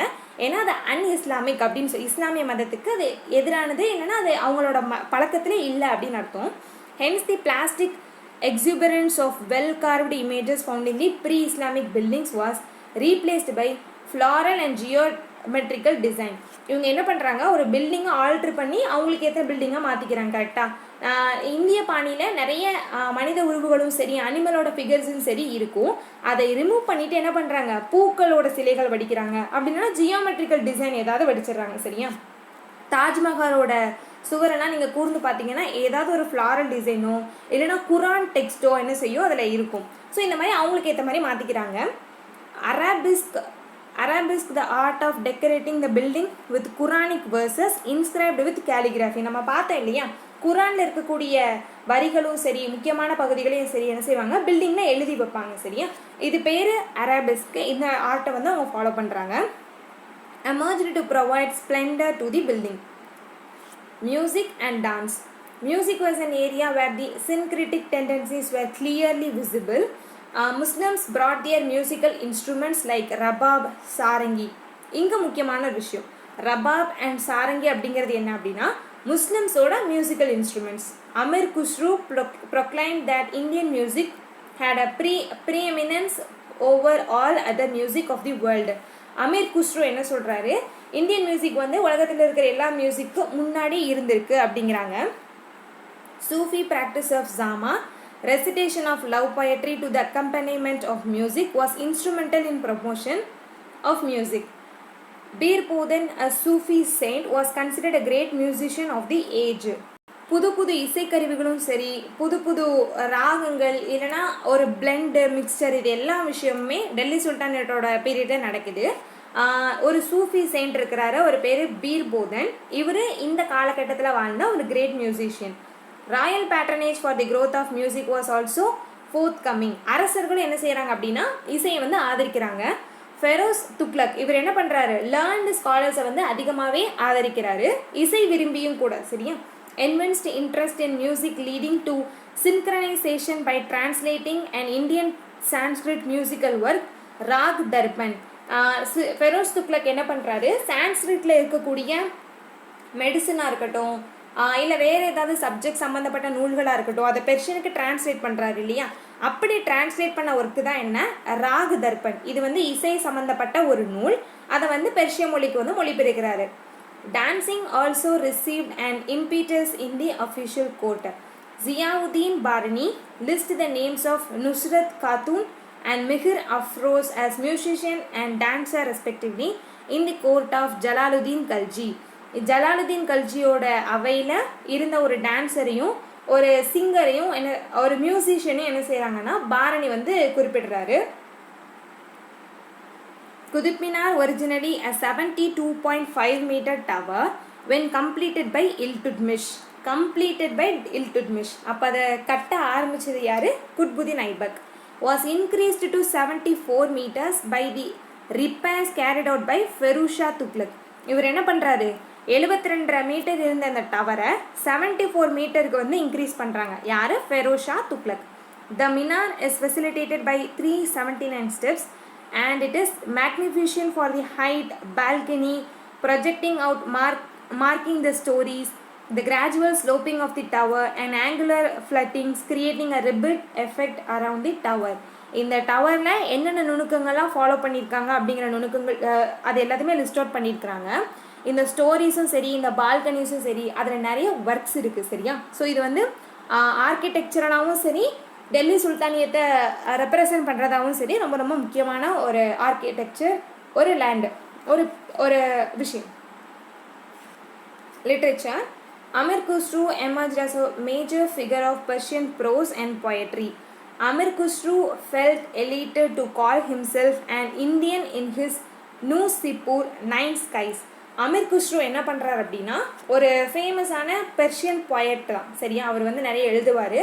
டெல்லி சுல்தானியர்களோட காலத்தை சேர்ந்தவர் தான். இவர் என்ன சொல்கிறார் அப்படின்னா தன்னை வந்து ஒரு இந்தியர் அப்படின்னு சொல்லிட்டு சொல்லிக்கிறார். எந்த ஒர்க்கில் அப்படின்னா நயன் ஸ்கைஸ் நியூ சிப்பர் அப்படிங்கிற ஒரு ஒர்க்கில் வந்து நான் வந்து ஒரு இந்தியன் அப்படின்னு சொல்லிட்டு சொல்லிக்கிறாங்க. அந்த அளவுக்கு இந்தியன் கல்ச்சர் மேலே அவருக்கு ஒரு font. In this work, he praises India's climate, its language, notably Sanskrit, its art, music, people, even its animal. India சம்மந்தப்பட்ட எல்லா ஆஸ்பெக்டையும் அவர் என்ன செய்கிறார் அப்படின்னா புகழ்ந்து பாடுறாரு. The Islamic Sufi saint made a deep literary impact. The Fawdit ul Fawad, a work containing the conversation of Sufi saint Nizamuddin Awliya, was compiled by Amir Hazan. A strong school of historical writing emerged with the writings of Ziauddin Barani, Shamsuddin Siraj Afif and Abdul Malik Izami. Ziauddin Barani emerged as a master of Persian prose. Abdul Malik Izami in his poetic composition of Futu Us Salatin. ஒவ்வொரு ஃபேமஸான poet and writer and அவங்களோட ஒர்க்கை வந்து கொடுத்துருக்காங்க. இங்கே வந்து அமீர் குஸ்ரு ரொம்ப முக்கியமான ரைட்டர். இவங்களை இந்திய கிளி அப்படின்னு சொல்லுவாங்க.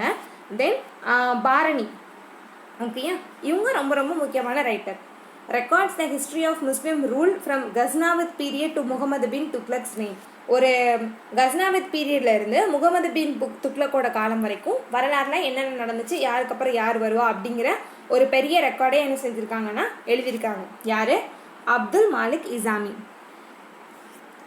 Persian literature was enriched by the translation of Sanskrit work. Persian லிட்ரேச்சரில் நிறைய டிரான்ஸ்லேஷன் ஒர்க் வந்து இருக்குது. எந்த மொழியை டிரான்ஸ்லேட் பண்ணியிருக்காங்கன்னா சான்ஸ்கிரிட்டை. ஓகேயா? Persian dictionaries with appropriate Hindavi words for Persian words were composed. நிறைய டிரான்ஸ்லேஷன் ஒர்க் நடக்கு அப்படிங்கிறனால டிக்ஷனரிஸ் வந்து எழுதுகிறாங்க. சரியா? அதில் எப்படி எழுதுகிறாங்கன்னா ஹிந்தாவி வேர்ட்ஸ்க்கு ஈக்குவலான பெர்ஷியன் வேர்ட்ஸை வந்து எழுதுகிறாங்க. ஹிந்தாவி அப்படிங்கிறது இங்கே இந்திய மொழியை தான் சொல்கிறாங்க. அது மோஸ்ட்லி சான்ஸ்கிரிட்டாக தான் இருக்கும். எதுக்காக அப்படின்னா மொழிபெயர்ப்பு ஈஸியாக இருக்கணும் அப்படிங்கிறதுனால. The most important being Farhang-e Qawas by Fakhruddin Qawas and Miftah ul Fuzala by Muhammad Shadiabadi. அப்படி எழுதப்பட்ட இந்த டிக்ஷனரியில் இந்த ஒர்க் ரொம்ப ரொம்ப முக்கியமானது. Tutinama, the Book of Parrots, is a collection of Sanskrit story translated into Persian by Zia Naqshbandi. இங்கே ஒரு ஒர்க் இருக்குது துதிநாமா அப்படின்னு சொல்லிட்டு. அப்படி என்னன்னா புக் ஆஃப் பேரட்ஸ் அப்படிங்கிறத அர்த்தம். இது யார் டிரான்ஸ்லேட் பண்ணியிருக்காங்கன்னா பெர்ஷியனுக்கு டிரான்ஸ்லேட் பண்ணியிருக்காங்க Zia Nakshabi. Mahabharata and Rajatarangini were also translated into Persian. Delhi Sultanate did not hamper the progress of Sanskrit literature. Sanskrit continued to be the language of high intellectual thought. Delhi சுல்தானியர்கள் வந்து சான்ஸ்கிரிட்டை வந்து என்ன செய்யலை அப்படின்னா எதுவுமே பண்ணலை, இந்த மாதிரி மொழி வந்து இருக்கக்கூடாது அப்படின்னு சொல்லிட்டு. அது வழக்கம் போல் வளர்ந்துட்டே தான் இருந்துச்சு. அண்ட் இன்டெலெக்சுவல் பீப்புளோடதாகவும் உயர் ஹையஸ்ட் கிளாஸ் இருப்பாங்க இல்லையா, அவங்களோட லாங்குவேஜாகவும் சான்ஸ்கிரிட் வந்து இருந்துட்டு தான் இருந்துச்சு. The Sanskrit schools and academies established in different parts of the empire continued to flourish. இதுக்கு முன்னாடி இருந்த மாதிரியே சான்ஸ்கிரிட்டை பேஸ் பண்ணி இருக்கிற ஸ்கூல்ஸும் சரி அகாடமிஸும் சரி வளர்ந்துட்டே தான் இருந்தது. The classical Sanskrit inscription Palabhavali of 1276 in Delhi claims that due to the beginning rule of Sultan Palban, God Vishnu sleeps in peace in the ocean of milk without any worries. அதாவது ஒரு classical Sanskrit inscription என்ன சொல்லுது அப்படின்னா, பால்பனோட rule start ஆனதுனால விஷ்ணு வந்து பார்க்கடலை என்ன செய்கிறாரு, ரெஸ்ட் எடுக்கிறாரு அப்படிங்கிற மாதிரி சொல்கிறாங்க. The influence of Arabic and Persian on Sanskrit literature was felt in the form of translation. Shrivara in his Sanskrit work Katha Kautuka included the story of Yusuf and Sulaika as a Sanskrit love lyric. இங்கே என்ன சொல்ல வராங்க அப்படின்னா, Muslims எழுதின ஒர்க்காக இருக்கட்டும் இல்லை Hindus எழுதுகிற ஒர்க்காக இருக்கட்டும், அதில் இஸ்லாமியர்களாக இவங்க ஆட் பண்ணியிருக்காங்க, இவங்க ஹிந்துஸை ஆட் பண்ணியிருக்காங்க. சரியா, இது வந்து ஒரு ரிலீஜியஸ் பிளெண்ட் வந்து லிட்ரேச்சர் மூலமாக நடந்துட்டுருக்கு அப்படிங்கிறத இங்கே சொல்கிறாங்க. Bhattavattara took Firdausi Shahnama as a model for composing Zainawali's history of the rulers of Kashmir. Zainavilas, okay, Zainavilas அப்படிங்கிறது ஒரு ஒர்க்கு. அது என்ன சொல்லுது அப்படின்னா, காஷ்மீர் அப்படிங்கிற பகுதியாண்ட அரசர்களை பற்றி சொல்லுது. இந்த ஒர்க் எழுதினது யார், பத்தவத்தரா. சரியா, இவர் என்ன பண்ணுறாருன்னா ஃபிர்தௌசி அப்படின்னு சொல்லிட்டு ஒரு ஹிஸ்டாரியன் இருக்கிறாரு, அவர் எழுதின ஒர்க் தான் என்ன, ஷானாமா. இந்த ஒர்க்கை பேஸாக வச்சு தான் காஷ்மீர் ரூலர்ஸோட ஹிஸ்ட்ரி எழுதியிருக்காங்க அப்படின்னு சொல்கிறாங்க. இது டெல்லி ரெஜைமோட சுல்தானேட்டோட ஒரு சார்ட். ஓகேயா, யார் யார் எந்தெந்த டினாசிட்டியை சேர்ந்தவங்க, அவங்களோட டைம்லைன் என்ன அப்படிங்கிறது இருக்குது. ஸோ இதோட நம்ம டெல்லி சுல்தானேட் அப்படிங்கிற ஒரு டாபிக் முடிச்சிட்டோம், ஒரு ஜஸ்ட் கவர் பண்ணிட்டோம். ஓகேயா, ஏன்ஷியன்ட்டுக்கும் மெடிவலுக்கும் சோர்ஸ் என்ன அப்படின்னு கேட்டிங்கன்னா தமிழ்நாடு ஸ்கூல் புக்ஸ் தான், நம்மளோட ஸ்கூல் புக்ஸ் தான். இதை தாண்டி கேட்பாங்களா அப்படின்னு கேட்கலாம், கேட்டால் நமக்கு தேவையில்லை. சரியா, ஏன்னா நம்மளோட எய்ம் வந்து எல்லா கொஷின்ஸும் கரெக்டாக போடுறது கிடையாது, மேக்ஸிமம் கொஷின்ஸை வந்து கரெக்டாக போடுறது. ஸோ இதை தரவு பண்ணுங்கள், இதிலேருந்து கேட்குற கேள்வியை நம்ம அட்டன் பண்ணலாம், அப்படி இல்லைன்னா எலிமினேஷனுக்கு யூஸ் பண்ணிக்கலாம். ஸோ ஸ்கூல் புக்ஸை தரவு பண்ணுங்கள். டெல்லி சுல்தானேட் டாபிக் வந்து முடிஞ்சிடுச்சு. இந்த வீடியோ உங்களுக்கு பிடிச்சிருந்துச்சுன்னா லைக் பண்ணுங்கள், கமெண்ட் பண்ணுங்கள், ஷேர் பண்ணுங்கள், சப்ஸ்கிரைப் பண்ணுங்கள். Meet you in next video. Thank you.